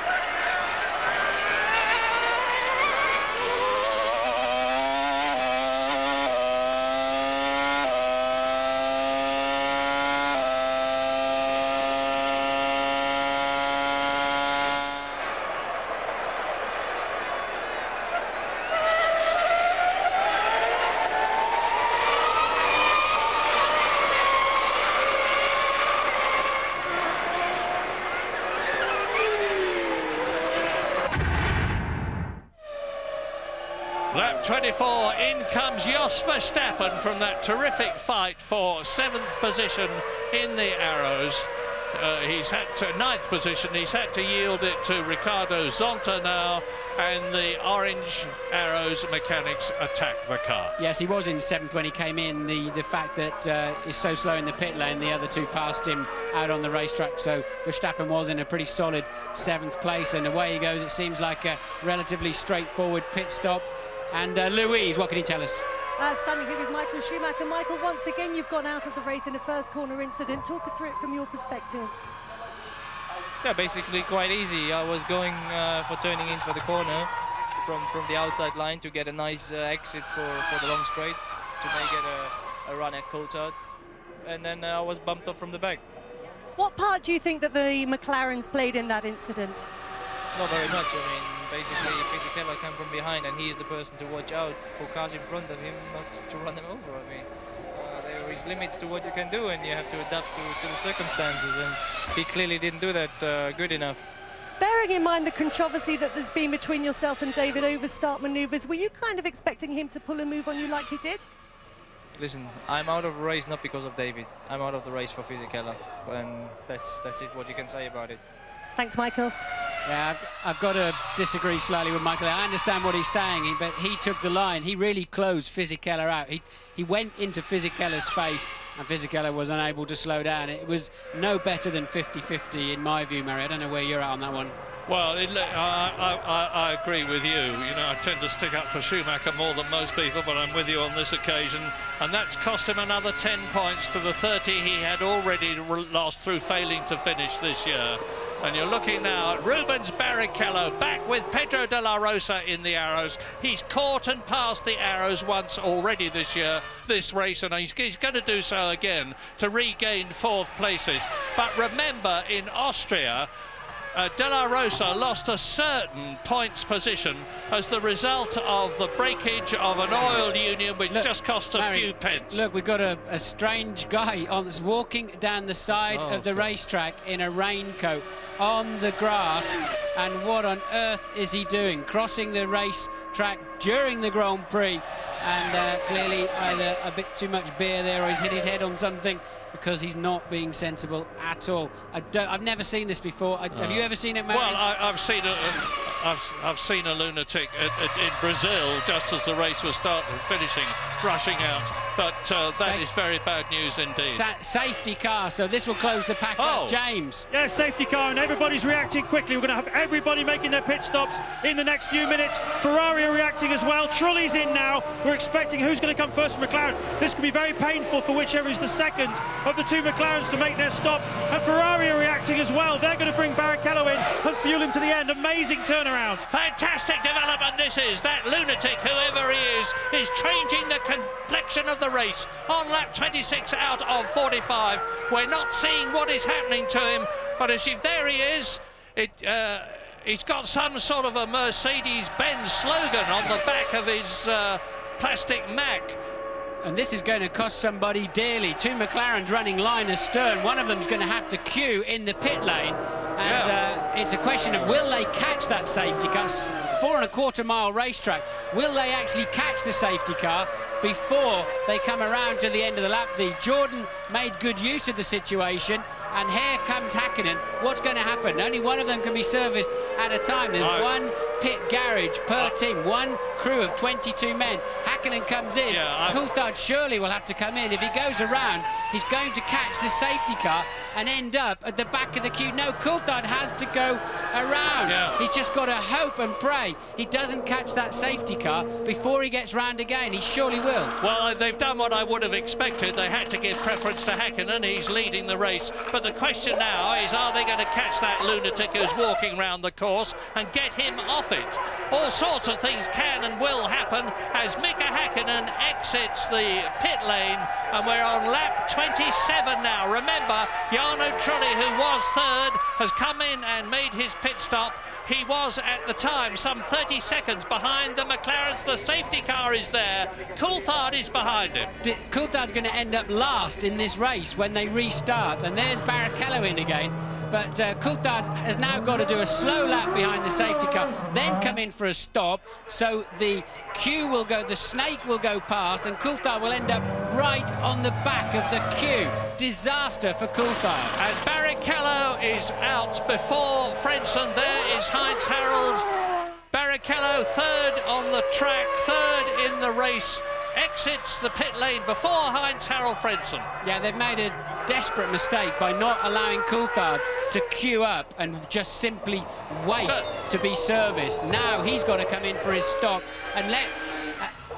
And James, what can you say? Well, I was just about to say, Martin, why didn't he come in and queue up? And I really think that's what Ron Dennis told the mechanics he was going to do. I saw him come shooting off the pit wall and telling the tyre guys, get DC's tyres ready as well, because he's coming in as well. And then he went just on straight past. Maybe it was a communication error, maybe there was a little bit of everybody talking at the same time because there was such chaos down here. But Coulthard has certainly paid a heavy price. I said the guy from McLaren who came in second was going to lose out, but I really didn't expect it to be this much. And where is Mr. Halfwit now walking round the track? We don't see him, but this is yet another indication of something that I keep on saying, that Formula One and motor racing are not just about the best driver, they're about the best driver allied to the best car, allied to the best team and the best backup. And here comes the safety car towards us with David Coulthard, who's potentially last in the race, and there you can see another additional car, and whoever it is going to be put into that car. He's made his point, whatever it is, and I hope he feels happy about it. I just can't imagine what is going on in his mind, but my goodness, it hasn't half changed the race for us. Safety car. Coulthard will have to come in now, or will he stay out? Well, he can stay out. I'm sure he's got more fuel. The he's coming in. Look, yes, the mechanics are ready for him, but if the safety car's going in this lap, there's David trying to get himself as much space as possible. Yes, he is coming in, so the safety car's staying on track. Now, Coulthard's got to somehow stop, but he won't be allowed back out of the pit until after the snake had gone past, probably, and disaster for Coulthard. And Trulli is up into second place ahead of Rubens Barrichello as the McLaren mechanics do the best they possibly can for David Coulthard, who has been cruelly cheated of his position. Yeah, crucial mistake there by somebody, not allowing Coulthard to come in and queue. I don't know, it may have been him, may have been a communication problem, may have been a decision problem, but look, he's going to end up virtually at the back of the snake, having been in a strong second place. Hakkinen is at the front of the queue. We saw him behind Coulthard before Coulthard had to pit. And there it is now, look. So where is Coulthard in the race, Murray? Yeah, but look at this, you see, all tight up behind. The race is in effect restarting, as you see. Mika Hakkinen leading, Jarno Trulli second, Rubens Barrichello third, De La Rosa is fourth, Frentzen is fifth, and David Coulthard there in sixth position. It didn't work out quite as bad as I thought, but bad enough for Coulthard because he's now at the back of that pack and of the front runners of the afternoon. It's flip-flopped him right back there, and the lights are still on the safety car. Strange message here on the computer, look, Murray. Maybe hopefully we'll never see that again. Man on track. But ding dong, are we going to see a race now? Lap 28, and you can see how close they are. And remember Rubens Barrichello, who's come up from 18th. He's made his pit stop. He's going to have to make another one, and that's the crumpled mess that was Michael Schumacher's car when the race started. Behind it is the crumpled mess that was Giancarlo Fisichella's car. What an incredible German Grand Prix this is turning out to be. Lap 28, and Mika Hakkinen leads Jarno Trulli. Rubens Barrichello is in third position. De La Rosa is right behind him in the arrows and just ahead of Heinz-Harald Frentzen, and up into seventh position, mysteriously and magnificently, according to the computer in front of me, and I'm waiting for confirmation on the track, is Jenson Button. Well, what about that for a development? Safety car. Hakkinen, Trulli, Barrichello and De La Rosa, Frentzen and Coulthard, Schumacher, Villeneuve, Zonta, Verstappen, Salo, Wurz. Well, the computer cannot lie. It is on this occasion, and Jenson Button has got to come in, and I confirm that there is rain on the way. Whether it's going to get here in time to wet the track before the end of this race, which has nearly half its distance still to go, remains to be seen. And David Coulthard will be well and truly fired up now. And a word from James Allen. Well, of course, the $10 million question here is, was Coulthard told to stay out, or was it his own decision? What I can tell you is when he pulled away from his pit stop, he made a very dismissive hand gesture with his left hand to the pit wall at McLaren. So that may tell you that he doesn't think whatever the decision they made was the right one. Yes, and the golden rule is, and the safety car's in, the golden rule is that you only come in when you have clearance to do so. You do not just wander in the pit lane of your own volitions. But nonetheless, at least Coulthard's not too far down the field. He has a chance to overtake and have a go. Watch Barrichello. You're seeing the snake now, and Barrichello can see the opportunity to get past Trulli, take second place, get up behind Mika Hakkinen, and behind them are De La Rosa and Frentzen.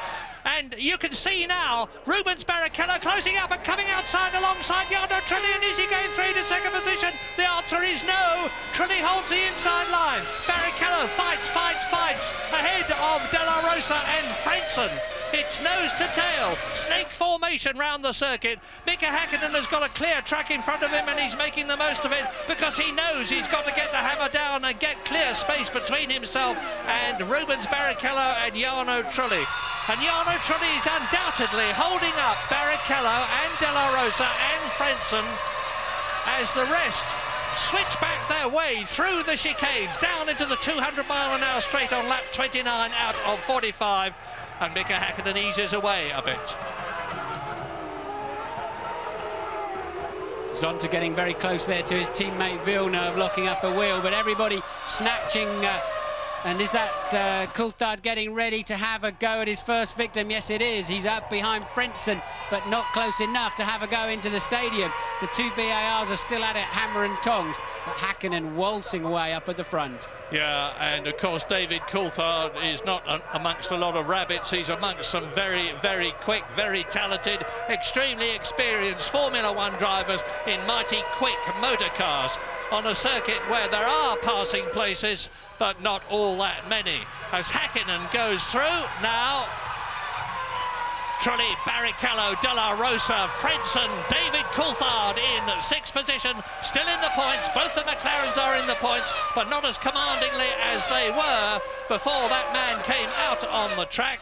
And hopefully he's on his way to clink now, some recompense. And down to the 200-mile-an-hour straight, into the chicane again, and just look at the way Mika Hakkinen is getting the hammer down and stretching away. He's now nearly 3 seconds ahead of Jarno Trulli. And we've got a, is that Jenson Button? No, it's Ralf Schumacher. Schumacher is spun. Verstappen had to go right around the outside. Obviously, Ralf keeping the engine running up and away, but he will now be effectively last. And I saw De La Rosa. Look at this, there's Schumacher, Wurtz going through. This is absolutely fantastic. Formula One, wheel to wheel, nose to tail racing. So, Trulli, Barrichello can't get past the Jordan yet. De La Rosa is right past the Ferrari. There goes Jacques Villeneuve, then there's a gap. This is Ralf Schumacher, followed by Alexander Wurtz. And Jarno Trulli, big accident. And there's and the cars whizzed through the frame and us didn't spot which ones they were. 2 wheels off, that's a nasty one. That could be another pace car, could be another safety car situation with so much debris. Safety car is standing by, I see, but that was Pedro Diniz. But it's a Prost that's in the wall. I don't know which one. Well, Pedro Diniz was with a Lacey. Yeah, so Lacey in the wall. He's out of the car, look, so he's okay. Diniz, I think, should be okay, probably just talking on the radio. Hopefully. And safety car has picked up Hakkinen. And Hakkinen will be caught by Jarno Trulli. He has been. Jarno Trulli will be caught by Rubens Barrichello. He has been. Rubens Barrichello will be caught by De La Rosa. He has been. And behind them, Fredson and Coulthard and Jacques Villeneuve in the BAR is now in 7th position ahead of his teammate Ricardo Zonta, with Alex Wurtz in 9th position and Mika Salo in 10th place. And let's have a look. This is a replay. Yes, let's see. I think, look, Diniz cuts in, look, and just drives into the side of a Lacey. That's why Lacey was upset. They were side by side. Diniz went to take line with a Lacey completely in the way. And there it is again. Surely Pedro knew he was there. Well, Louise Goodman was talking to a Lacey earlier today, and she said, do you want rain in this race? He said, I want thunderbolts and satellites, anything to help me. That's his 8th retirement from 11 races in the Prost team, which he had hoped to do well in. His head is very well forward there. Yeah, that's a big crash, a very big crash. It's well over 200 miles an hour, and I don't think they'd quite made it to the braking zone as Diniz pulled over to take his line and just popped Lacey's car up in the air, which suggests they were little more than side by side. I think Diniz was slightly ahead, but they were still fundamentally side by side, and a Lacey just smashing into the barriers, and we know he's okay, we know he's walked away, but so no injuries to the drivers, but a big and expensive accident. So that's Diniz out of the race, Lacey out of the race, Herbert, Schumacher and Fisichella as the marshals pick up the debris. We're on lap 31 out of 45. Safety car is out for the 2nd time. Yes, the tyre tether's still not managing to keep those wheels on board the cars, but that was a violent accident. They take about 5 tons of energy. Next year they're going to have 2 of those tethers on in an attempt to keep these tyres on. And this will be a replay, I think. Yes, I think it was that was Ralf, we know from earlier on. He was hit from behind by what I would assume to be Zonta. Verstappen just had to go around. He wasn't part of the accident. He had to go around and avoid it. It was a BAR that ran into the back of Ralf. Yeah, and Ralf is back on the track now. You've seen him dashing around, but he's trying to catch up with the end of the snake behind the safety car. He's been into the pits for the 2nd time, presumably for a replacement nose, as we look across the stadium at the safety car. Safety car's in this lap, in at the end of this lap, so 2 more corners for the safety car. Hakkinen will hold them back, then try and give himself a run through the last corner as they clear away the wreckage of that Prost. And Hakkinen is going for it already. Look, he's already built a gap. He caught Trulli sleeping there a bit. Yeah, Hakkinen, who had such a terrible German Grand Prix last year, when first of all his fuel filler stuck, and then secondly he had a delaminated tyre. But he's well in command, and off goes, that's Alexander Wurz. There's been another contact. Wurz from down in the midfield goes off in the Benetton, and that's the second Benetton, of course. Looks to me as though he stalled the engine. He has, he puts his visor up, and he's on the track. Hopefully the marshal, and De La Rosa is having a go at Rubens Barrichello for third position again. My goodness, I mean, people from Leafield and the Cotswolds area, which is where Tom Walkinshaw has got his racing empire, must be keeping their fingers crossed, because it's a magnificent race for the Arrows. And De La Rosa, who did so well in Austria, is doing even better here in Germany, thanks to the superlative speed of the car. It really is terrific. And Wurz is out of the car, running across the track, out of the race, another retirement. And look, he had contact down the field with what must be it's the Sauber of Salo, so contact early on. I don't quite know how they managed to run into each other that early. I think his car is still on the start-finish line. Safety car standing by again, and it's not surprising. It's on the racing line into turn 1, but no safety car at the moment, but it is standing by, and they're now just clearing Wurz's car across the grass as the snake comes into the stadium. I think they'll get it out of the way just in time, Murray. Well, you may remember I was talking to Charlie Whiting before this programme began, the race director, and we were talking at one point about the safety car. This is the sort of decision he has to make, and he always makes the right one. So, safety car clear. Hakkinen leads, lap 33, 45 lap race. It's looking very good for Mika Hakkinen, because Rubens Barrichello is the only bloke to me who can challenge him, and he's still caught up behind Jarno Trulli. Incidentally, both the Jordans are in the top 6 and the Umbrellas are going up in this incredible race where we've had collisions, where we've had a lunatic walking around the course, we've had the safety car out. It looked as though the weather was going to be good all through the race. It looks as though now it is not going to be good all through the race, and we face a situation where they could be coming in to change from dry weather tyres to rain tyres. And then anything can happen at Hockenheim. Yes, they're a long way from home too. I don't know how hard it's raining or where, in fact, those people are putting their coats on. But the track looks relatively dry at the moment, doesn't it? They're a good 2 miles from home. I'd be surprised if they pit at the end of this lap. The Ferrari mechanics are out and ready. It's raining, but it's not raining hard enough for wet. But as I've said again, it's 4¼ miles, the second longest track of the year, Murray. You can't afford to be out in the trees there on the wrong tyres if there's a downpour. Well, yesterday's Formula 3000 race was decided by tyres, because Thomas Scheckter, world champion Jody Scheckter's son, in his only his second Formula 3000 race, was brilliantly leading it, and his teammate, the Czechoslovakian Thomas Enger, came in and changed from look at the rain, look at the rain, look at the rain. And we can hear thunder here. It's going to be a big one at Hockenheim. It's going to be a big one. And to finish what I was saying earlier on, Thomas Enger came in and changed from wet weather tyres to dry weather tyres, and he was lapping 7 seconds a lap faster than the people who'd got ahead of him, and he caught them all and he passed them all and he won the race. The same thing could happen here. The team managers will be looking up into the skies, trying to make a decision about when they can best bring their men in. Look at the spots of rain on our television camera lens as in comes Nick Heidfeld in the Prost, and you can see that Mika Hakkinen has not got all that much of a lead. Out goes the red and yellow flag, which means trouble on the track in the form of some kind of moisture, and it's not too difficult to guess what that is. And Coulthard has passed Frentzen, so Coulthard through up into 5th place. He's got to be careful here he doesn't get too brave, and remember he lost his wing here last year, making a rash move on Salo, who was driving the Ferrari at the time, and cost himself a lot of points. He can't afford that double shuffle in the pit stop. Cost Coulthard dearly today, and he can't afford to trip over somebody. Here's a replay, down into the first chicane. Again, Frentzen there going to the middle of the track, defending his line well there, Frentzen, but David saying, so what, if you do that, I'm going down the outside, I'll break even later than you. And a good, clean move there from Coulthard. That'll give him a lot of confidence to pass the rest of them. And the oil, well, they're called the oil flags, but as you say, it means slippery track ahead. And Häkkinen still up front by some 2.1 seconds from Trulli. Barrichello, the Ferrari mechanics. It's raining hard here now, Murray. They're going to have to think about wet tyres, certainly quite soon if it carries on raining like this. Don't leave the room, it's going to be terrific from now on. Lap 34, 11 laps to go. Rain on the circuit at Hockenheim, and it's all potentially going to change. Blown engine, big blown engine for it's Genet. Yeah. So hopefully he hasn't left a lot of oil on the track. That'll sort them out. A nice emulsion of oil and water. Eddie Irvine recovering.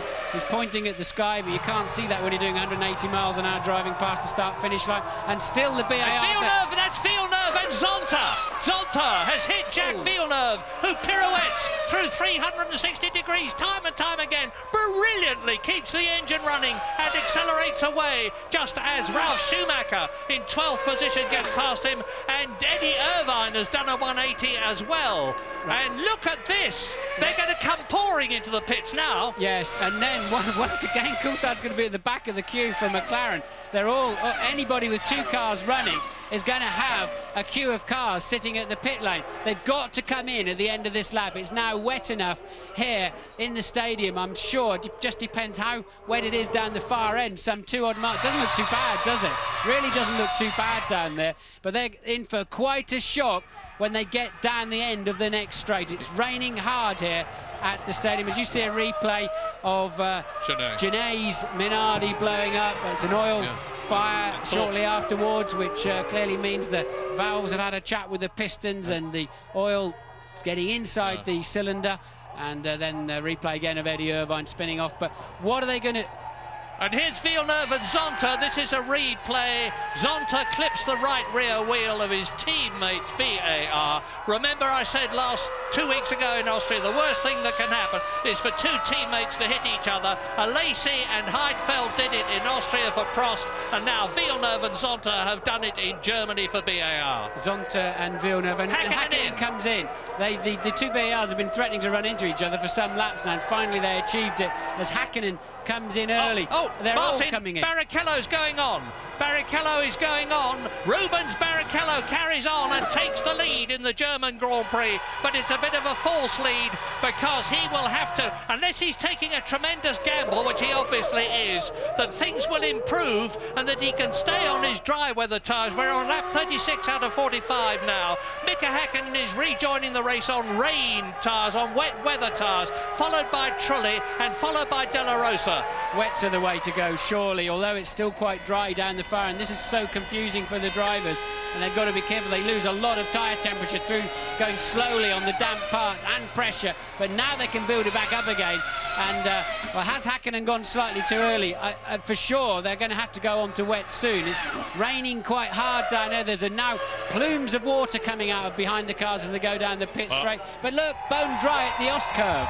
And the Ferrari mechanics have got a set of wet weather tyres ready for Rubens Barrichello, and David Coulthard is really flying as well. Now here comes Barrichello. David Coulthard is up into second place in the race, followed by Heinz-Harald Frentzen, followed by Ricardo Zonta, in the BAR. Well, my goodness, I said this race was going to be blown wide open, and it has been. And the question now is it going to stop raining, in which case Barrichello may be able to stay out on dry weather tyres, or is it going to get worse, in which case Mika Häkkinen there will be laughing again.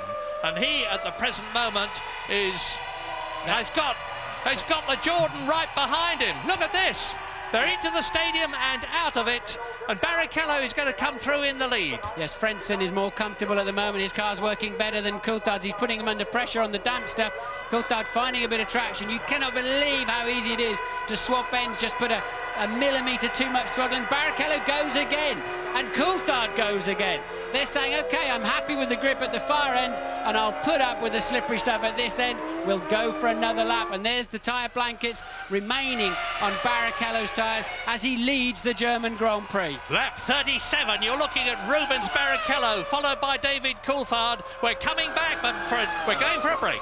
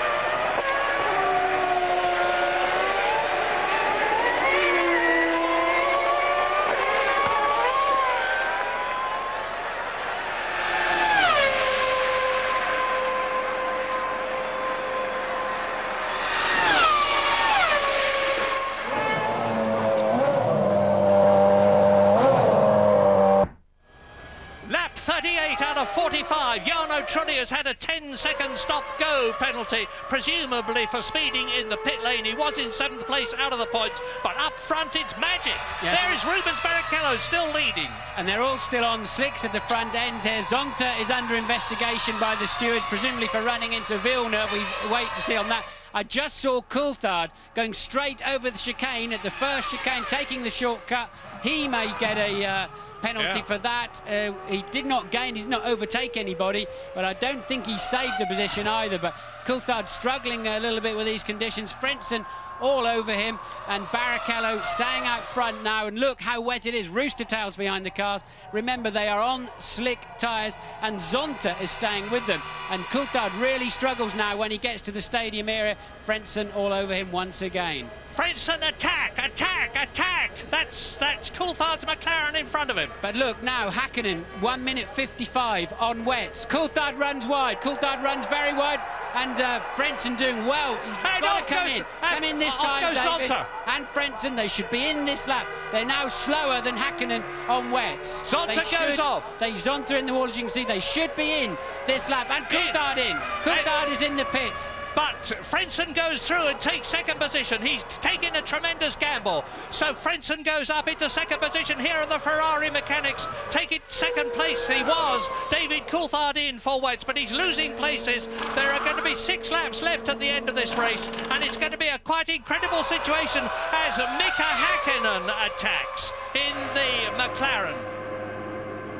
So good stop there for Coulthard, 7.6 seconds. I think Frentzen made a mistake somewhere because Häkkinen has now taken him for what will be second place. Coulthard joining the track quite late though, so Coulthard coming out with Ralf Schumacher. That's 9th place for David Coulthard. Just won't work out for him today. Now Mika Häkkinen is lapping 1.2 seconds on wet weather tyres, faster than Rubens Barrichello on dry weather tyres, and Barrichello is on lap 39 out of 45. But look, Frentzen's got back past Häkkinen again, so Häkkinen obviously losing some grip somewhere. Remember, he's on wet tyres on this dry part of the racetrack, and incredible, Häkkinen can't find any traction. And then when they get to, now did Frentzen make a mistake?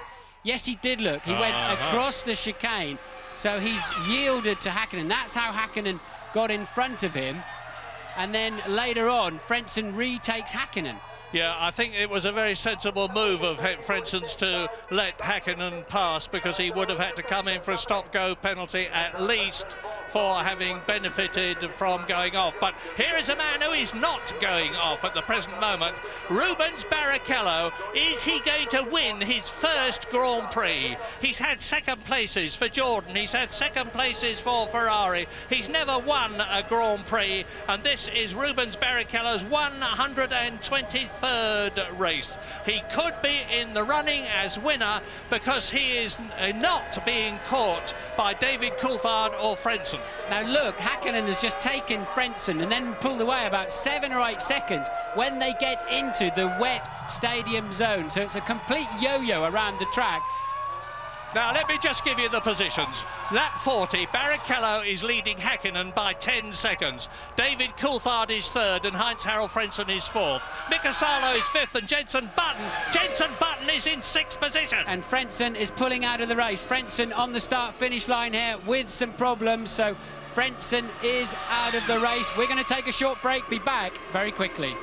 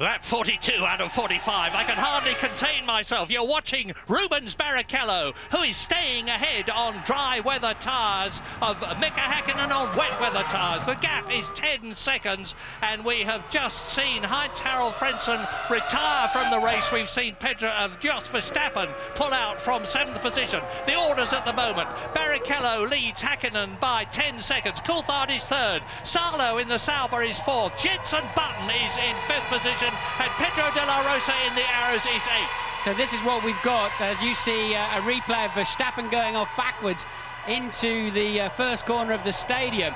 Häkkinen's losing 3 seconds to Barrichello out in the countryside where it's dry, and then making it all back up in the stadium. But it's pretty much status quo, so Barrichello can stay roughly 10 seconds ahead of Häkkinen. Häkkinen on the wet tyres cannot find any grip through the 2 chicanes. Frentzen dropped out of the race while third, so a technical problem for him. Somehow Barrichello is keeping that Ferrari pointing in the right direction on a wet track. Absolutely brilliant driving from Barrichello, no doubt about it. The lead is down to 9.5 seconds now. Häkkinen cannot make the difference when he's got those wet tyres on. Who would ever have thought this when Michael Schumacher and Fisichella collided at the beginning of the race, and the two McLarens streaked away until that very strange chap started wandering about the circuit, and out came the safety car. And as a result of that and all sorts of other things in this quite incredible Hockenheim German Grand Prix, you're looking at Rubens Barrichello on lap 42 out of 45, leading Mika Häkkinen and maintaining the lead of just about 10 seconds and seemingly comfortable, notwithstanding the fact that part of this circuit is dry, part of the circuit is wet. David Coulthard is in third position, and McLaren are looking good for 11 World Championship points, which is going to make them very good indeed and take them ahead of Ferrari in the Constructors' Championship. Yes, Coulthard has passed Salo somewhere out of sight of the TV cameras. Jenson Button is in 5th place with the current 2 World Championship points in his pocket. If he can get to the end of the race, De La Rosa finishing out the top 6. But once again, Häkkinen is 7 or 8 tenths up on this lap in the first section. He'll lose in the second section. He is ever so slowly catching Rubens Barrichello, but it's very much a tale of a track of two parts. Yeah, if he's catching him at half a second a lap, it's about all that he is doing, and the gap is still over 9 seconds, so that's 18 laps, and there's only 4 laps left in the race, only 3 laps left very shortly, because here comes Rubens Barrichello to complete his 42nd lap, start his 43rd, P2, 3 laps to go. That is the sign that is going to be held out to Mika Häkkinen. Yes, and Barrichello still keeping it pointing in the right direction. Remember, he started this race in 18th position. Michael Schumacher tripped up with Fisichella into the first corner of the first lap. They were out immediately. Johnny Herbert broke down early on. Then there are a series of incidents in the midfield, cars tripping over. They were running very close from 5th through to 19th. A series of fairly big accidents, including Jean Alesi, one of them. Then the rain started coming down, and just before that we had a strange guy wandering around the racetrack. They had to bring out the safety car, closed up the pack. Coulthard lost out because he had to wait another lap. Only one pit facility per team, and they're putting him back down the field. He's back up now to 3rd place. Häkkinen driving brilliantly until he pitted too early for his wets. Barrichello has stayed out on those slick tyres. I suspect right now the right tyre to be on is the wet tyre, but of course Barrichello didn't have to make that pit stop. It's given him track position and certainly all the ammunition he needs to take his first Grand Prix win, not only for Ferrari but for himself. Yeah, and you just saw Mika Häkkinen come flying round the corner, but if Rubens Barrichello does win this race, it will be richly deserved. Not only has he fought his way up from 18th to the lead, but he genuinely is one of the nicest people in Grand Prix racing, and he's taken a bit of flack this year because people didn't expected him to go better against Michael Schumacher than he has done. But there is David Coulthard in 3rd position. Bearing down on him is Mika Salo on the left, who has now got Jenson Button ahead of him. So Jenson Button is up into 4th place, and he's had 2 5th places this year. The young Englishman, he's only 20 years old in his first season of Grand Prix racing, and is potentially going to be replaced by Juan Pablo Montoya in the Williams team next year. He's driving an absolute storm of a race. He is a natural. This is the first time he's driven at Hockenheim. He's not used to driving in wet weather, and just look at the way he's going. He's pulling away from Mika Salo, who is in 5th position, and Pedro de la Rosa in the Arrows, who is in 6th place. And Rubens Barrichello is now on his penultimate lap, his last lap but one. Yes, and remember, Jenson's really kept his head well this afternoon. He had a terrible first half of the race. He started plumb last, having stalled on the dummy grid, was running last but one, but now when the chips are down and everybody's having problems, he's really cutting the mustard up there in 4th place, just 5 seconds behind Coulthard. Ride with Rubens, it's a joy, and he's now 12 seconds ahead of and pulling away from Mika Häkkinen on lap 44 out of 45. And you know, I have to say it again, In Formula One, anything can happen, and it usually does, and everything has happened in this quite amazing motor race.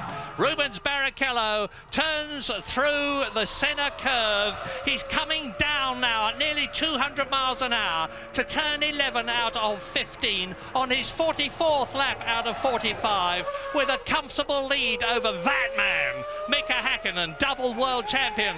And there behind Mika Häkkinen, you can see it's Coulthard. I apologise. I was going to say, what's Jenson Button doing there? There is Jenson Button with Salo and De La Rosa, and behind De La Rosa is Schumacher. Yeah, Button 5.1 seconds behind last time over the start-finish line, and they're about even Stevens in the first section, so I don't think Button's got enough laps left to do anything about Coulthard.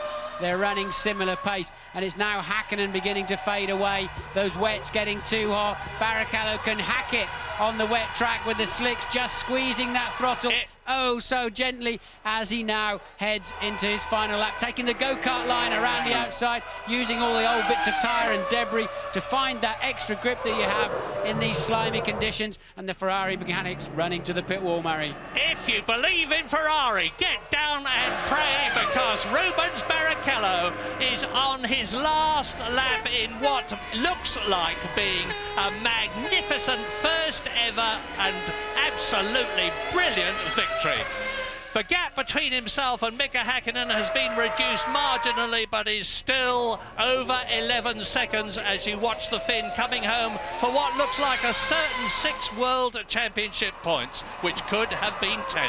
Yes, talk about damage limitation. Certainly with Michael Schumacher out the first corner, this is the best Ferrari could have hoped for, is a virtuoso performance from Barrichello, and he really has given it to them, hasn't he? Those overtaking manoeuvres, albeit with a lighter car in the first part of the race, were sensational, and he had the confidence to stay out on the racetrack. There's Michael Schumacher watching the action, and the fastest man on the track by miles is actually Jenson Button, who just took 2.5 seconds out of Coulthard on the last lap, and will be giving him a real hurry up to the line for that final podium place. And if I'm right with my mental arithmetic, amazingly, Michael Schumacher is still going to be leading the World Championship at the end of this race.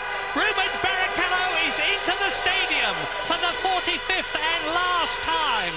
He turns into the slow turn 12 left-hander. He can almost feel a wonderful victory as he comes down to the last 2 right-handers. You are watching a sensational drive being completed with Rubens Barrichello from Sao Paulo, Brazil, winning for Ferrari, and he's done it!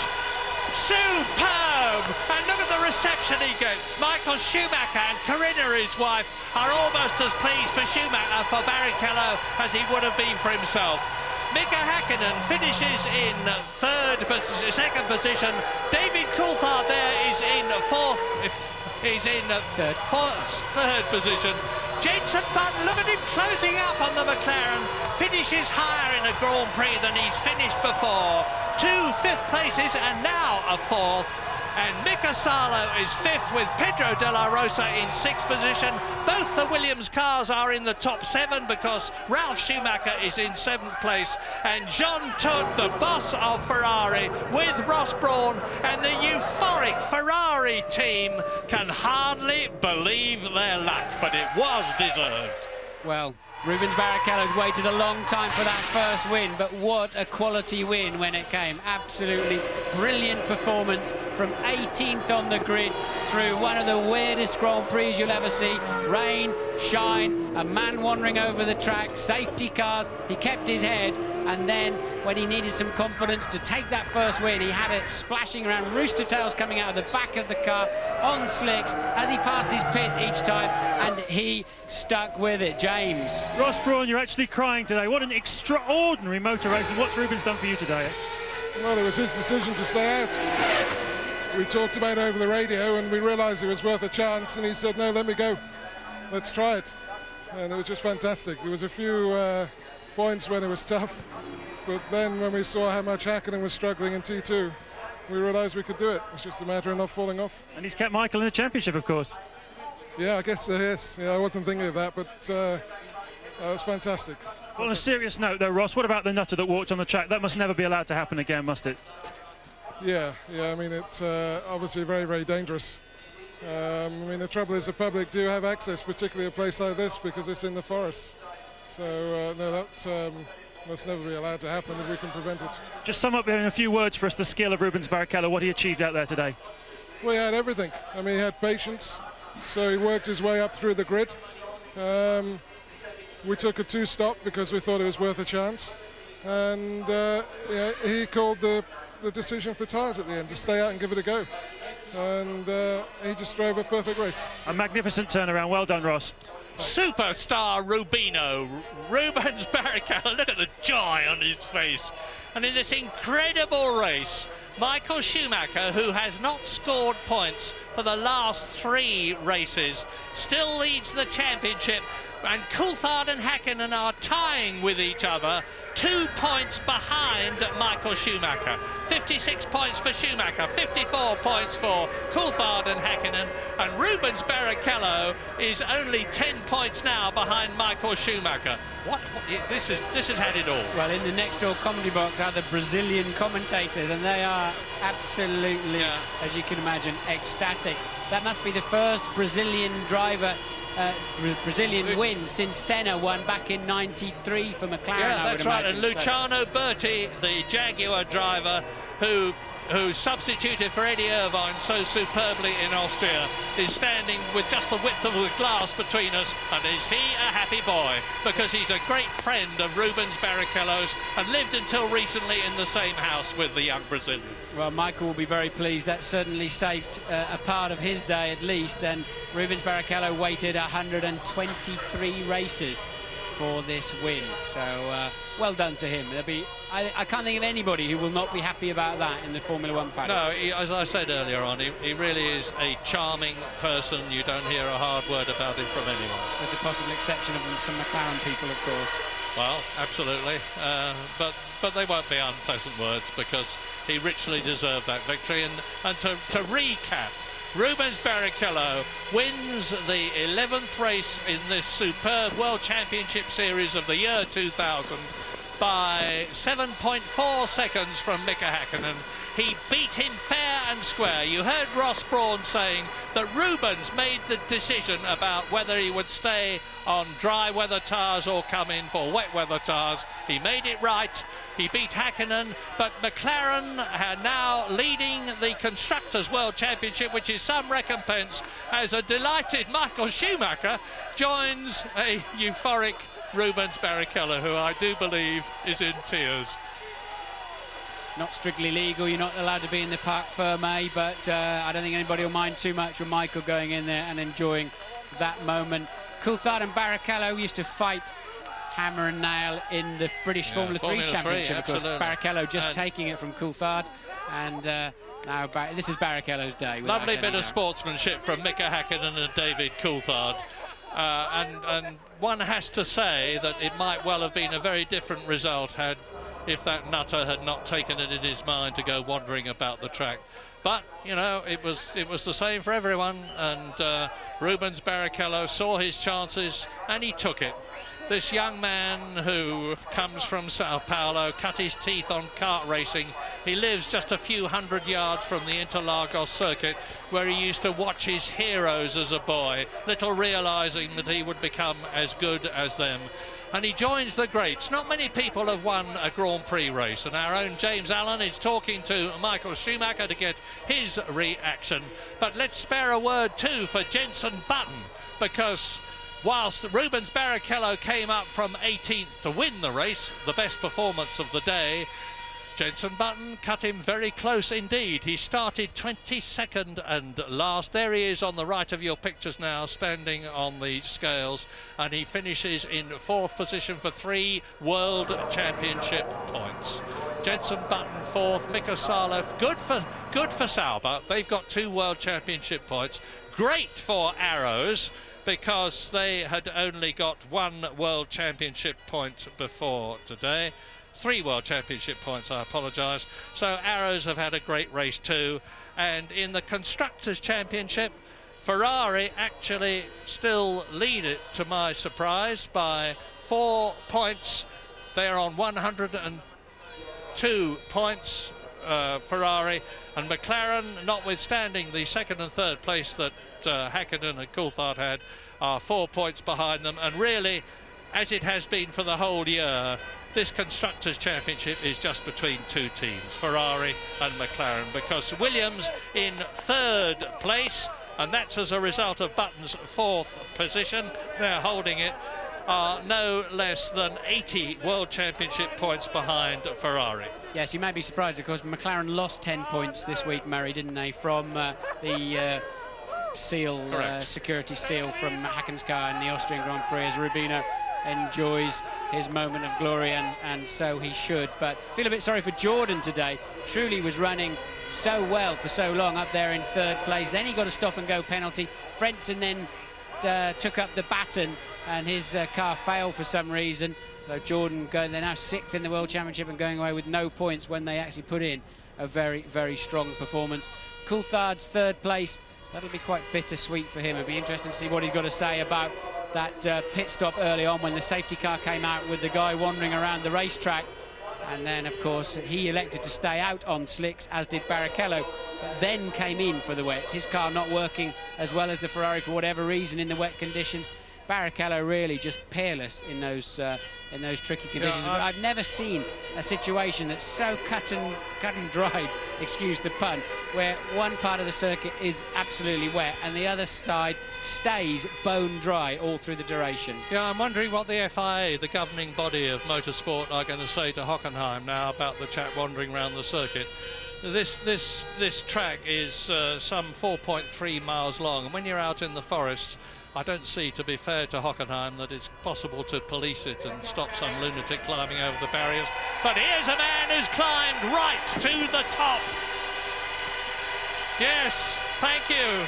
He is in tears, and he does deserve to be where he is, waving the flag of Brazil, remembering his own great hero, Ayrton Senna.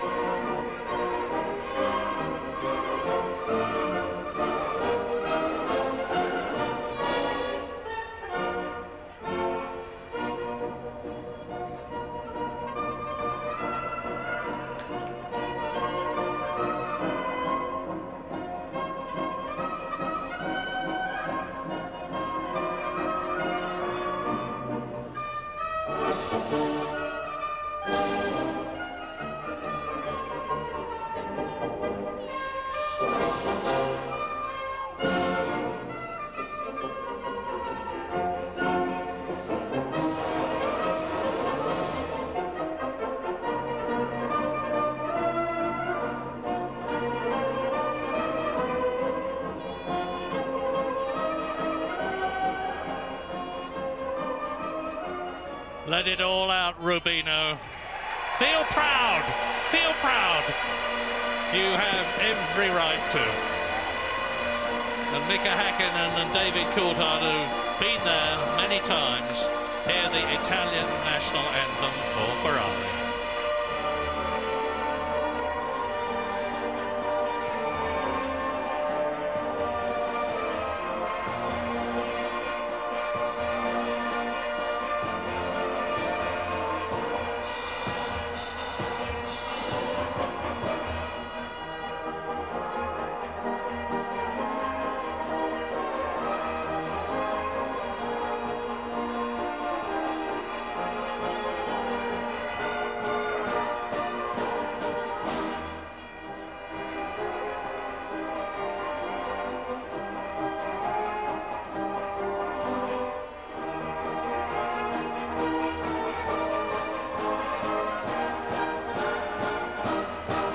Well, I thought I'd seen it all.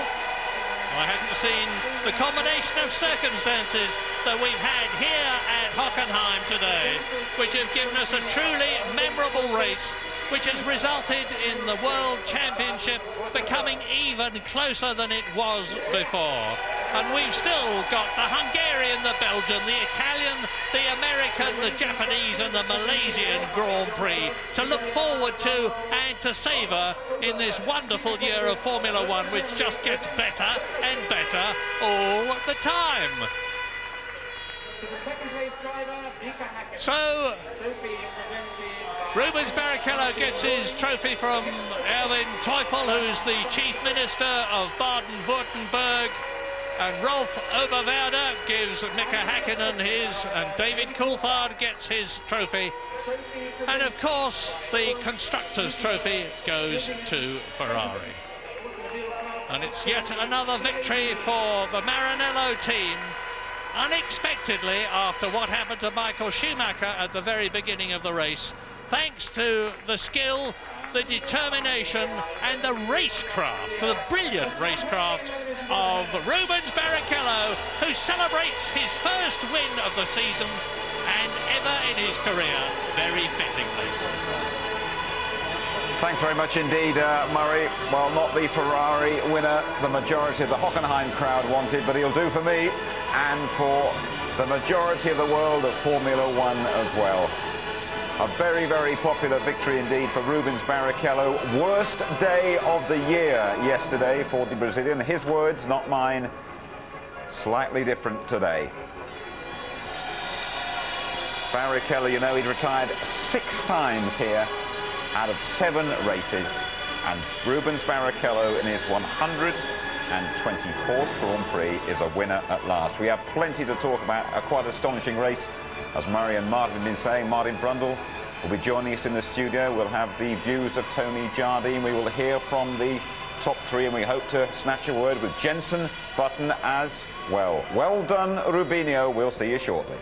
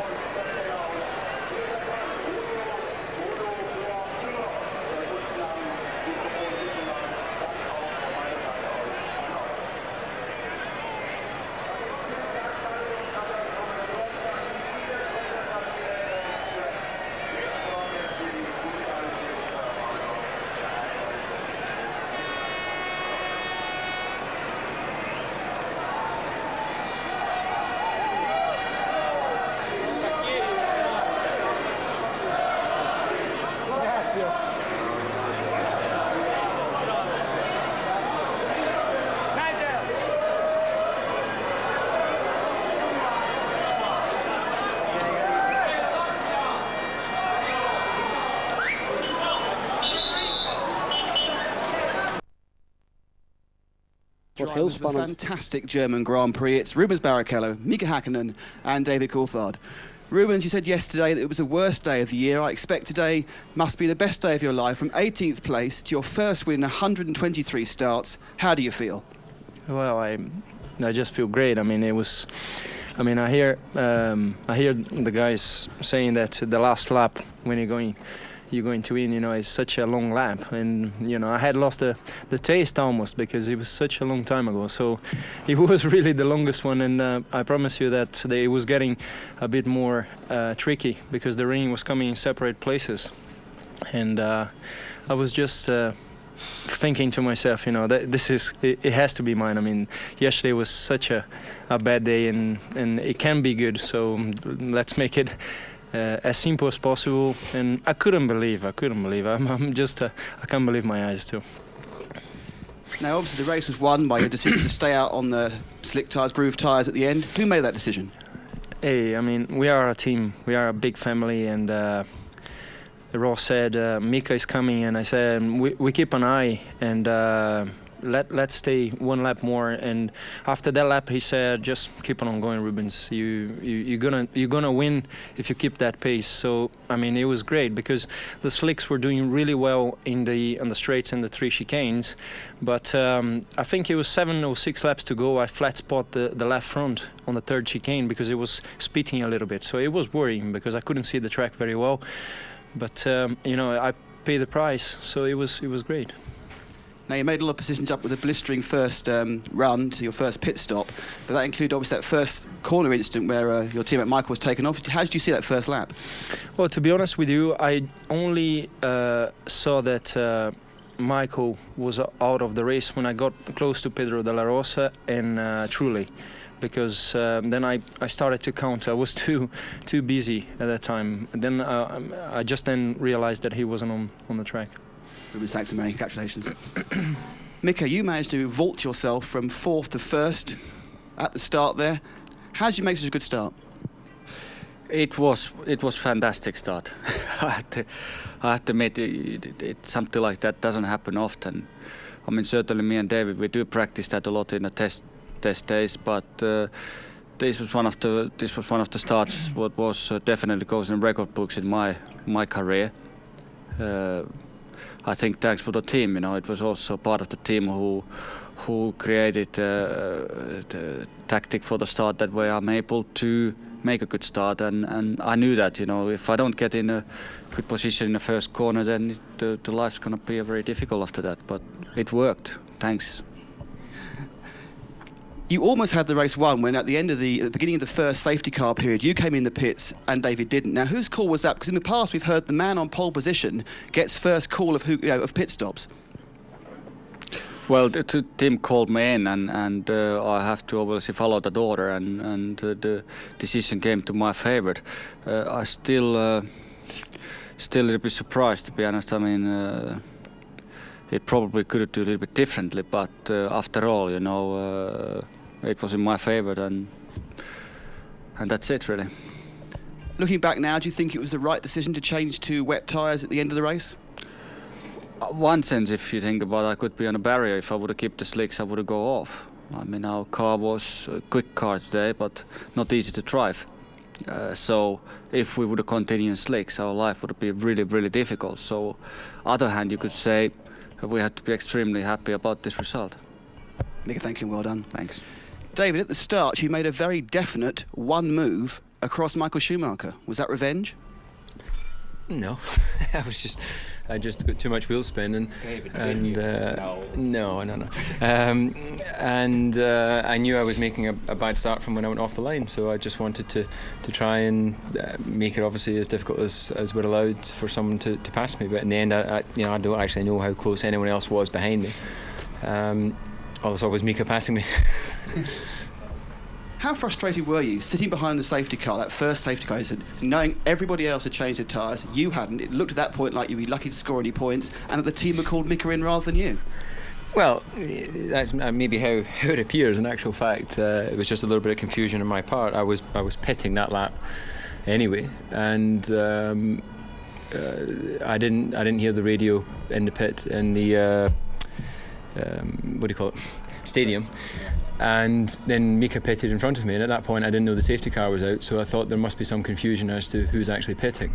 So that's why I continued on past, and then I realised the safety car was out. So it's just unfortunate, one of those days when you know, just didn't quite work out. But equally, that could have been a big help had I stopped in that lap. But there you go. You know, I'm still happy to be sitting here with points and getting closer to the championship leader. You waited a couple of laps after Mika to change onto wets at the end of the race. Why was that? Because obviously Rubens was able to carry on the grooves with no problems. Well, I think you're being too simplistic to say he was continuing with no problems. I'm sure from his point of view it was probably incredibly difficult, like it was for everyone else. I wanted to wait, like Ruben said earlier, to find out exactly what the lap time difference was. And then it just got to the point I made a decision just one corner before I got to the pit lane. So it was quite a late call, but I just thought, well, look, this is getting pretty wet here. It looked to me like the rain was flowing right down towards the chicanes. So I thought it might just be the way to go, because if you're only doing tyres, then obviously there's not as big a loss of time as if you're doing fuel as well. I don't know where I would have finished had I stayed on slicks. But certainly at that point when I pitted, I think I was in 5th place or 4th place, and I'm now 3rd.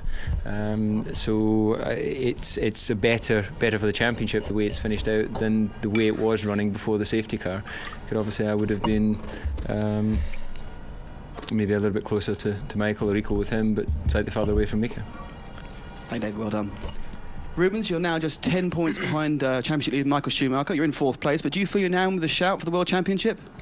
Hey, let's talk about this win. I mean, it's been a long time, and it's great to work with Ferrari. I mean, it's really, I mean, everybody is keeping saying number 1, number 2. It doesn't matter. I mean, they give me the car, and the car works perfect. I mean, I was lucky today that you know, it was an accident on the first lap, and the strategy worked out. But it's let's just make some party tonight and enjoy the timing. Thank you, gentlemen, very much indeed. And can I have a word now from Rubens and from Mika in your own language? Rubens, please. Ja, Rubens Barrichello wil even niet praten over het wereldkampioenschap. Eerst maar eens genieten van deze overwinning. De eerste uit zijn loopbaan. En ja, die laatste ronde. Ze hadden hem wel eens gezegd van die duurt lang hoor, als je op het punt staat om een Grand Prix te winnen. En hij heeft het natuurlijk wel eens meegemaakt in andere klassen, maar hij duurde inderdaad erg lang. Ook al omdat het weer harder begon te regenen en ja, de wagen toch wel zich zeer glibberig gedroeg op het asfalt. Maar hij bracht hem thuis de Ferrari en pakte de overwinning met de normale gegroefde banden en niet op regenbanden. Hakkinen die een bliksemstart had, van de 4e naar de 1e plek buitenom, ja, was toch wel bij met de 2e plaats. Hij werd dus eerder binnengeroepen dan Coulthard, terwijl je normaal gesproken zou verwachten dat de man die op pole position staat, in dit geval Coulthard, het eerste recht zou hebben. Nou ja, Hakkinen zei er zelf niet zoveel over en die was alleen maar blij dat hij op dat moment binnen kon komen. Coulthard toch ook wel tevreden, want ja, als het gewoon een 1-2 was geworden met Hakkinen voor Coulthard, dan had hij ook nog Hakkinen voor zich gehad. En nu staan ze op gelijke hoogte op 2 punten achterstand van Michael Schumacher. En ja, hij zei niet zo heel veel over die situatie. Hij hield het een beetje op een misverstand, dat hij het allemaal niet zo goed gehoord had op de radio. Maar ik denk dat er nog wel even over doorgepraat zal worden bij McLaren, die daar nu eigenlijk de lieveling is van een team. Coulthard of Hakkinen. Ik denk dat ik het antwoord wel weet. Jij, Jan? Nou, ik denk dat natuurlijk weten we dat Hakkinen een van de favorieten is van Ron Dennis. Maar ik denk niet dat dat hier aan de orde was. Ik vond Coulthard redelijk oprecht toen hij zei van nou, ik denk dat het ook een beetje verwarring aan mijn kant was. Omdat hij zelf wou nog even uitblijven om te kijken wat het rondetijden verschil was met Hakkinen en met Barrichello. Dus dat is begrijpelijk. Barrichello zei ook dat hij gewoon even wat langer uitbleef. En toen was het Ross Brawn die zei van nou, als je dit tempo kunt aanhouden, dan kun je gewoon uitblijven en de race winnen. Dus ja, ik denk dat dat beetje support is geweest wat Coulthard niet heeft gekregen. Als Coulthard verteld werd van nou, jouw rondetijden ten opzichte van Hakkinen en of Barrichello zijn goed genoeg om je positie te houden, dan had Coulthard met het juiste advies dus ook waarschijnlijk nog een pitstop kunnen besparen. Langzamerhand loopt de paddock leeg. We zagen Schumacher al naar huis gaan zonder punten vandaag. Maar in de wetenschap dat zijn teamgenoot wel won. Toen was het allemaal nog zonnig en ging de wave door het motordrome in afwachting van een Grand Prix die zich zeer spectaculair zou ontwikkelen. Hier zoeken de heren coureurs hun posities op de startopstelling. In aanwezigheid van de nodige mooie vrouwen, zoals gebruikelijk in de Formule 1. Met Hakkinen op de tweede rij, op de vierde positie. En let zo meteen op hem bij de start. Het gaat dan mis bij Jensen Button, die achteraan zal moeten starten als laatste. En dat toch ook nog vierde wordt. Echt waar. Maar kijk eens hoe mooi Hakkinen er buitenom komt. En dan het tikje van Schumacher. Let op. Pats, ja, duikt voor Schumacher. Fisichella kan nergens heen. Willy Weber grijpt naar zijn hoofd. Tot schikt ook. En dan de opmars van Rubens Barrichello. Begonnen als 18e aan de race. Vecht hij zich naar voren. Hakkinen voor Coulthard. Slaan een gaatje met Jarno Trulli. En Schumacher ligt eruit. Dat krijgen ze eventjes door. Barrichello heeft dan hier de La Rosa te pakken. En kijk eens hoe ze meeleven. Schumacher niet. Dan maar juichen voor Barrichello. Op dat moment reed hij al een geweldige race. Nog niet wetende wat er allemaal zou komen. En er zou nog veel meer komen in deze Grand Prix. Jarno Trulli achtervolgde Rubens Barrichello. Op de derde plaats. Eddie Jordan kijkt en ziet dan Barrichello pakt Jarno Trulli. Hij ligt dan derde. Heeft 15 plaatsen gewonnen. Het uitvallen van Johnny Herbert en dan deze meneer. Die een hoofdrol zal gaan vertolken op een manier die hij misschien niet in gedachten had. Want de safety car komt de baan op. Coulthard is daar het slachtoffer van. En dan glijdt en glibbert iedereen zo langzamerhand over de baan heen. Omdat het ook begint te regenen. Want kijk eens hier, Jean Alesi getorpedeerd. Uitgeschakeld. Ook Diniz ligt er dan uit. Dit zijn de eerste slachtoffers. En Alesi gooit met zijn helm weer de safety car in de baan. Daardoor. En dan vindt Coulthard zichzelf terug op de zesde positie. Daar gaat Alexander Wurz. En dan eens eventjes kijken. Wat gaat het weer doen? Ja, het gaat regenen. Hakkinen op dat moment aan de leiding. Hier het afscheid van Marc Gené in vuur en vlam. Dan Heinz-Harald Frenzy die wegvalt. Trulli krijgt later nog een stop-and-go penalty. Daar helaas Jos Verstappen. Op dat moment lag hij op de zevende plaats en had er misschien nog meer in gezeten. Button die grijpt Salo. Maar Barrichello wordt dan de winnaar van de grote prijs van Duitsland. En ook Michael Schumacher is daar blij mee. Knuffelt hier Jean Todt.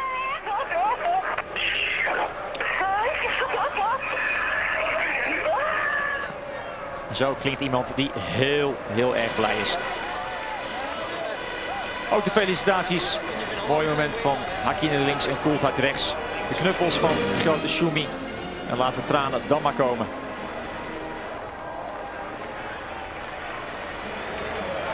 Winnaar van de grote prijs van Duitsland. Zijn eerste uit zijn loopbaan. Rubens Barrichello. En de champagne spuit vrolijk in het rond. Rubens op de schouders. En wat een Grand Prix hebben wij gezien. Jan, genoten? Vraagteken. Absoluut, absoluut. Ik ging er helemaal vanuit dat het een spannende race zou worden. Maar dat je natuurlijk twee pacecar situaties krijgt, dat je regen erbij krijgt. En ja, dat Schumacher natuurlijk na 200 meter zoiets gaat overkomen, dat verwacht je natuurlijk helemaal niet. Maar ja, het kampioenschap is natuurlijk briljant voor de rest van het jaar. Zeker wel. Onze volgende afspraak zal zijn in Hongarije, in Budapest. En wel op 11 augustus, dat is een vrijdag. En dan gaat het gewoon weer allemaal verder. Uitslag dus van deze Grand Prix nog even op kaart. Barrichello voor Hakkinen, Coulthard, Button, Salo en de La Rosa ook nog een puntje. Ik heb genoten, u thuis ongetwijfeld ook. En wij zien elkaar over 2 weken terug. Tot dan.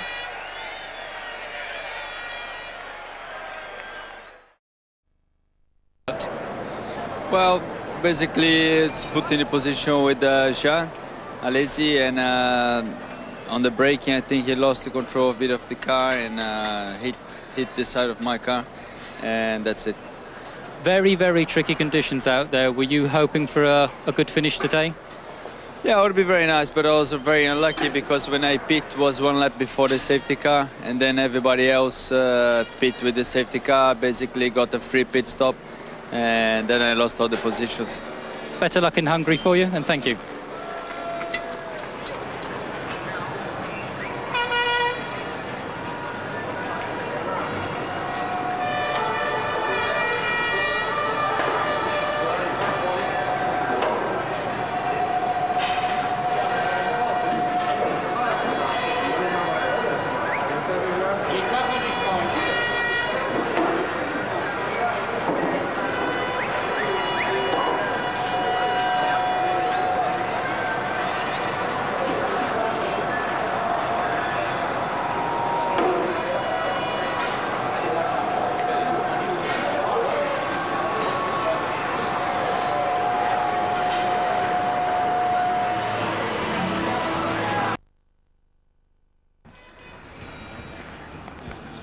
There we are, the enduring image of the German Grand Prix. Rubens Barrichello, the Brazilian, just about the most emotional winner we have seen up there.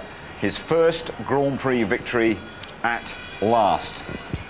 A reward for patience and a fair amount of bravery as well. Rubens Barrichello electing to stay out and triumphing as well when he started way back down the grid. Here's the press conference. Drivers were fantastic. Championship leader. Got a feeling that that one will run and run. Tony, what's your spin on that? Hakkinen saying that it definitely favoured him, and David Coulthard being, well, diplomatic, I think. I think he was being diplomatic. I mean, we have to look at it, that McLaren have missed the chance of having one of their two drivers leading the Drivers' World Championship today. They're both behind. I find it amazing that Michael Schumacher is still leading the World Championship for drivers. It's great for the championship. It's not great for David Coulthard. And it's okay for Hakkinen because he's closed right up, you know, equal with David. But I mean, I am sure that David will go back to motorhome afterwards and say, why couldn't I come in at the same time? Why couldn't I have queued up? Because, and the way he came back, rejoining sixth, to get up to third like he did was a great effort from Coulthard. What's your spin on it? I think had David felt he'd been disadvantaged, he would have said so. I think we've got to take him at face value. He says, look, there was a communication error and I should have come in and I didn't do so. Because I couldn't hear properly, and then Mika came in, and I'm surprised they didn't know the safety car was out. McLaren have a dedicated team of people on the radio system, and I don't know why, but even I remember when I was driving there back in '94, it never seemed to work very well. If David's being diplomatic, then I'm surprised, because I think he would say something, and we have to take him at face value on that. Okay. It's a hard old world, F1, isn't it? But even hard-bitten old driver like you must have felt a bit of sentiment for your former teammate, Rubens Barrichello. I was delighted for him, really was. I mean, Rubens matured through that year with, 2 years with Stewart. I think Jackie Stewart was a big calming influence on him, and he really matured into a top Grand Prix driver. Some of his performances early on this season I thought were not as good as I expected them to be. Remember, Michael lapped him once and virtually lapped him another time in Imola, and Rubens just didn't seem to be on it at all. But what thrills me about today for Rubens is he won the race. He went and took the race. He didn't luck into it. He didn't reverse into it, inherit the lead or whatever. He went out and won that Grand Prix from 18th on the grid. I mean, I'm not surprised he was howling his eyes out on the grid. I'd have done the same. On the podium, I'd have done the same thing. Absolutely. OK, thanks for the moment. We will be right back to look at some of the key moments of a fascinating German Grand Prix.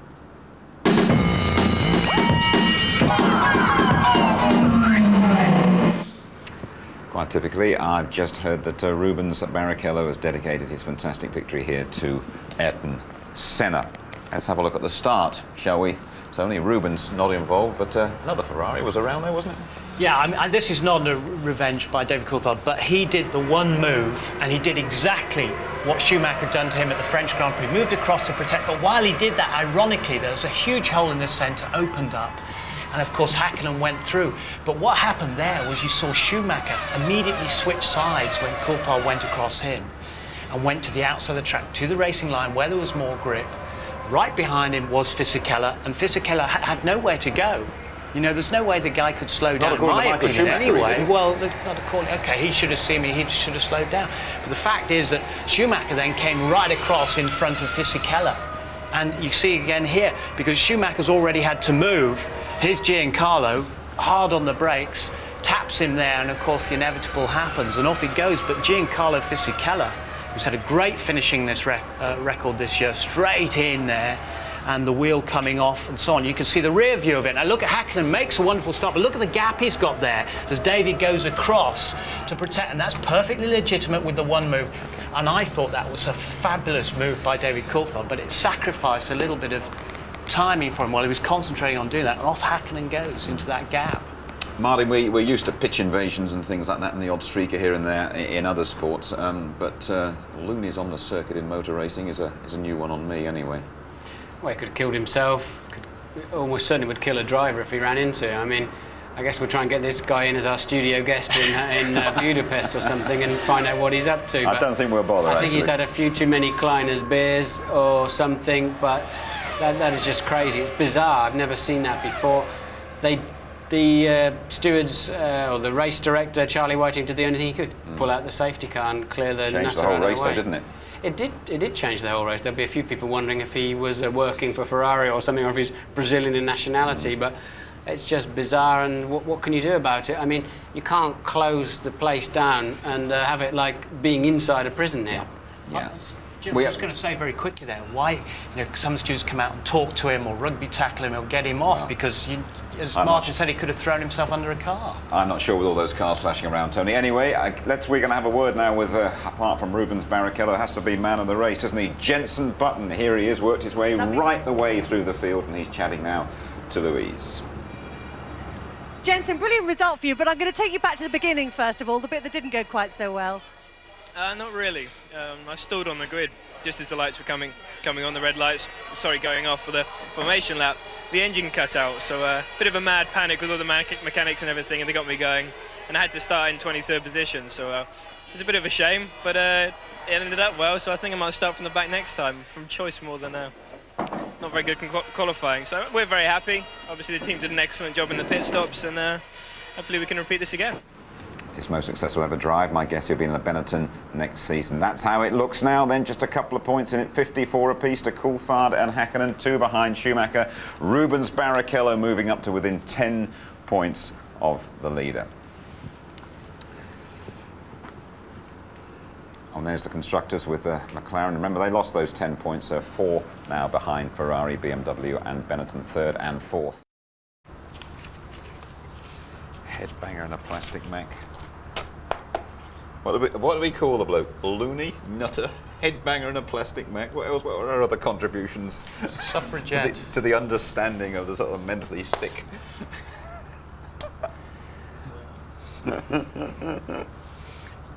Can you imagine if it was an Englishman and how the French would have reported it? I don't think there should be any sympathy.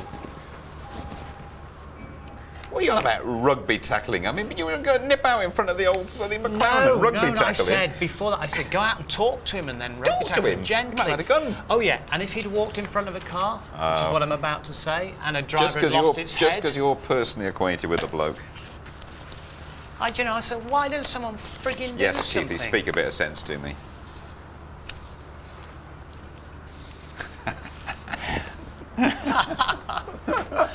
No.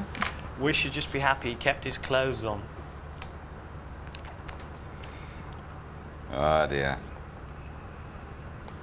11 finish. Barrichello wins at last after 124 races. Tears on the bird of dead again, the victory too. Do you want to see some VTs teach? Sure, that'd be great. Including the man you have this great affinity with. All right. I've seen you wearing one of them Macs, Teach, actually.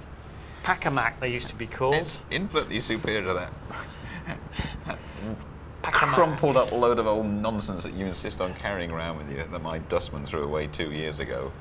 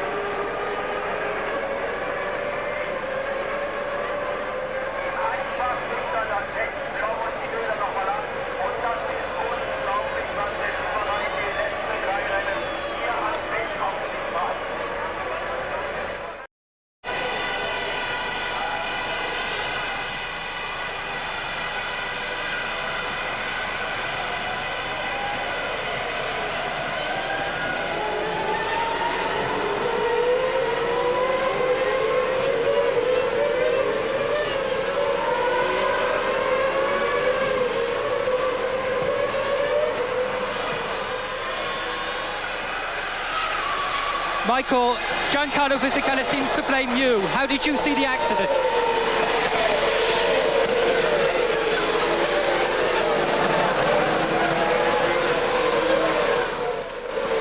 Okay. Michael, Giancarlo blamed you for this accident. How do you see it?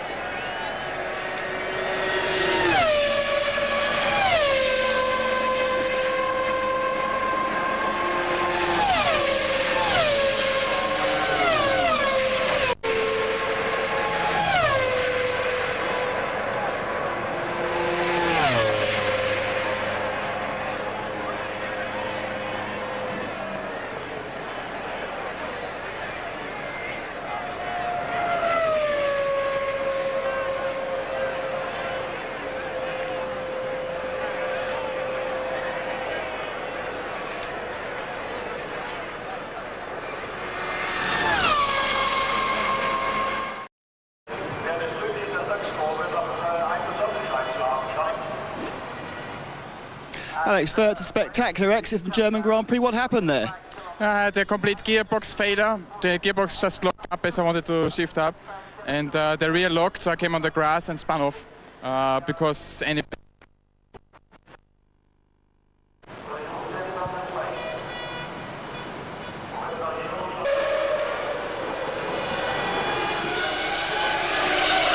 French, an amazing race. What was it that took you out in the end?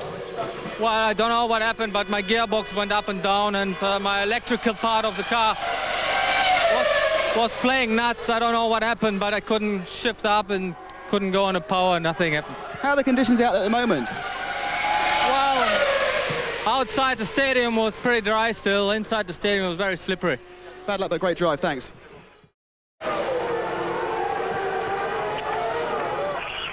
That was unbelievable.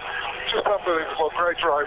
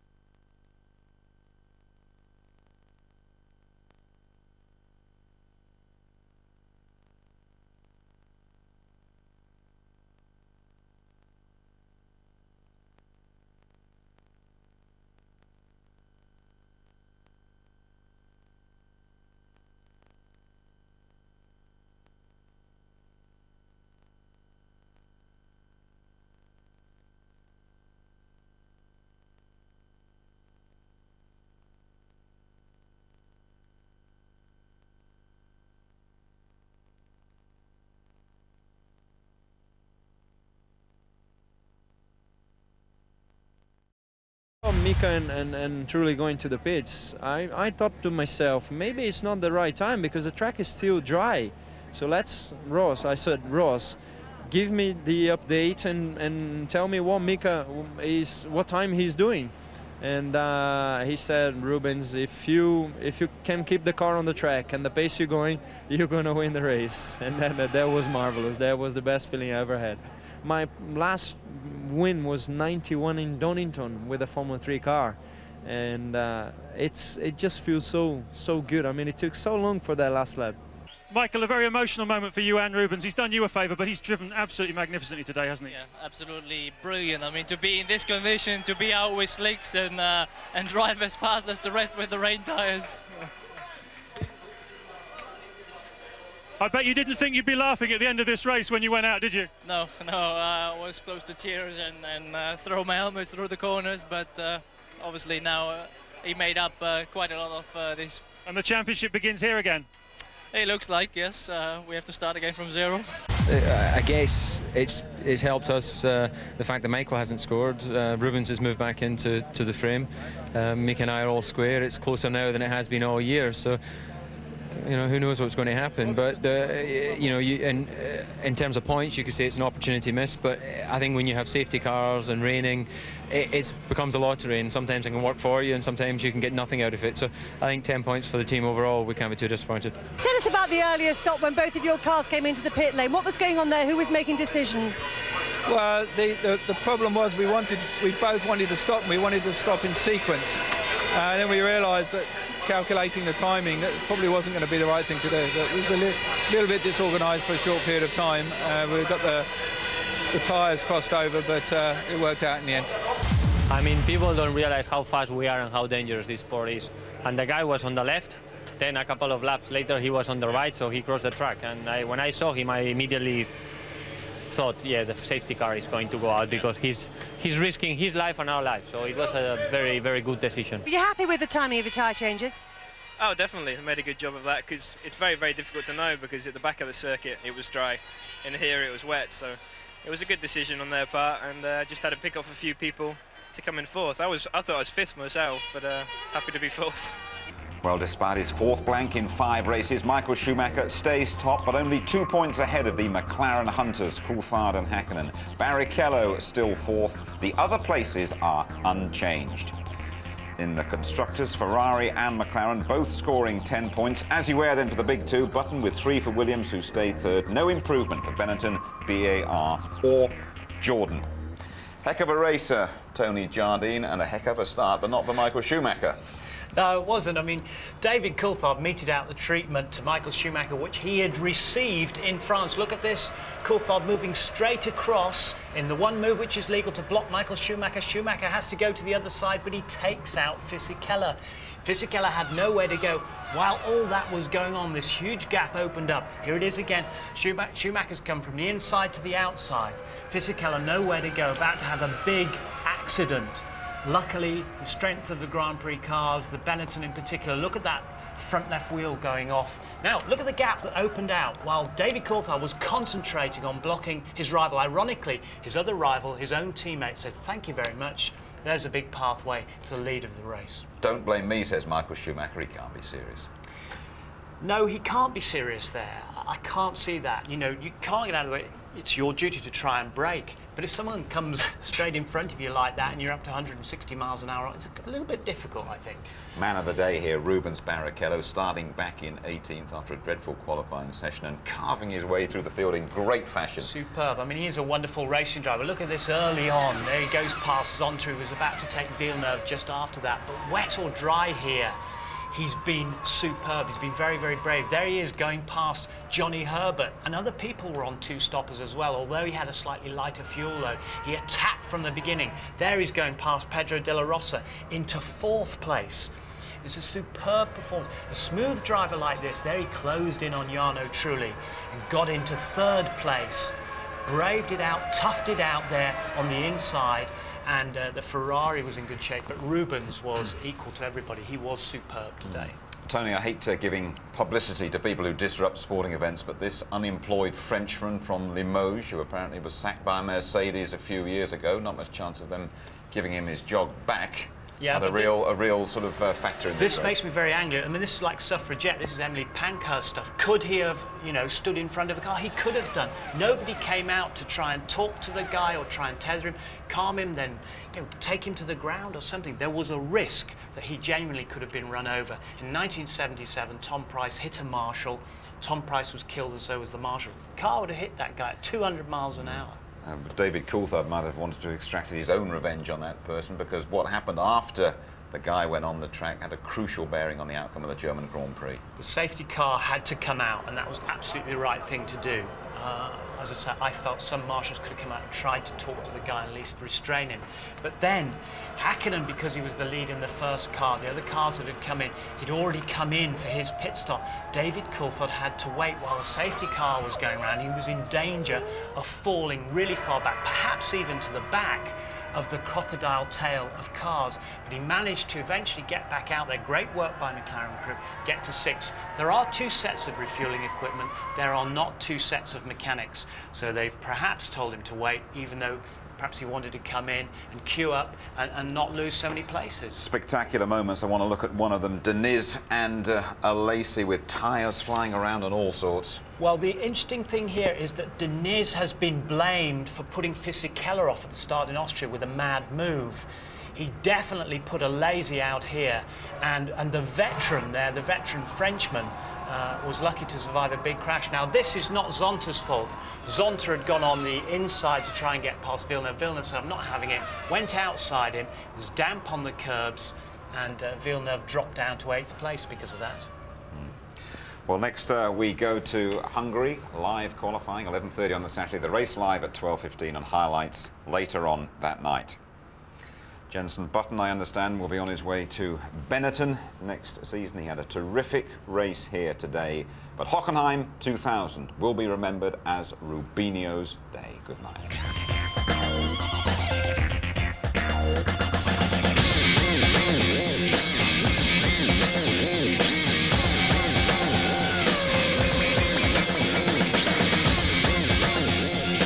Rain on the way.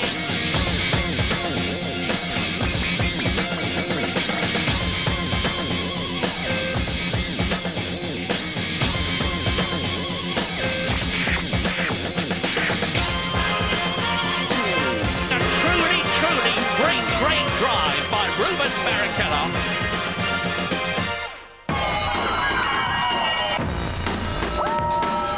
F1 on ITV in association with Texaco.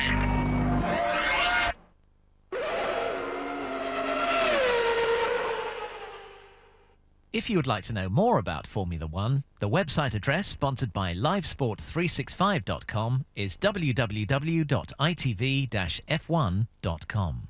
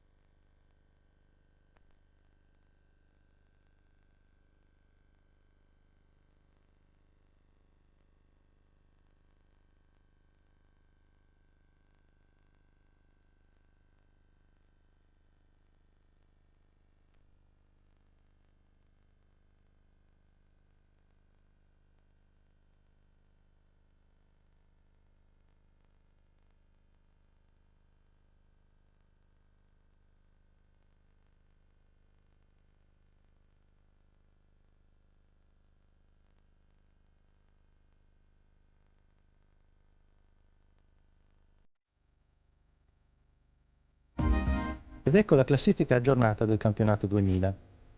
Il ferrarista Michael Schumacher guida sempre con 56 punti. A 2 punti David Coulthard e Mika Häkkinen della McLaren.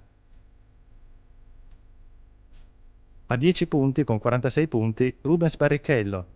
Poi Giancarlo Fisichella, il primo italiano, con 18 punti. Ralf Schumacher su Williams, 14 punti. Jacques Villeneuve, 11 punti. Il giovanissimo Jenson Button 8 punti, poi l'altro italiano Jarno Trulli 6 punti, come Mika Salo 6 punti, poi Frenzen, l'altro pilota della Jordan 5 punti, quindi Eddie Irvine su Jaguar 3 punti, poi i due piloti dell'Arros, Verstappen e Della Rosa con 2 punti, fanalino di coda Riccardo Zonta della Bar con 1 punto. Passiamo ora alla classifica dei costruttori. La Ferrari guida con 102 punti, la McLaren a 98, poi la Williams a 22, quindi la Benetton a 18, la Bar a 12, la Jordan con 11 punti, quindi Sauber 6 punti, Arrows 4 punti, chiude la Jaguar con 3 punti.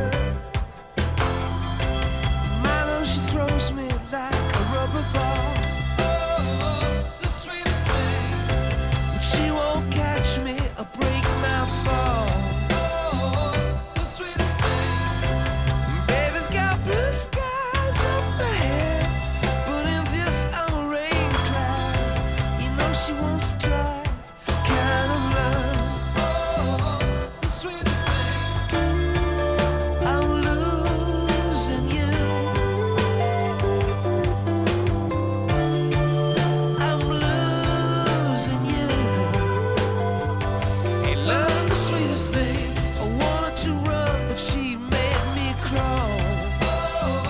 The sweetest thing. Eternal fire, she turned me to straw.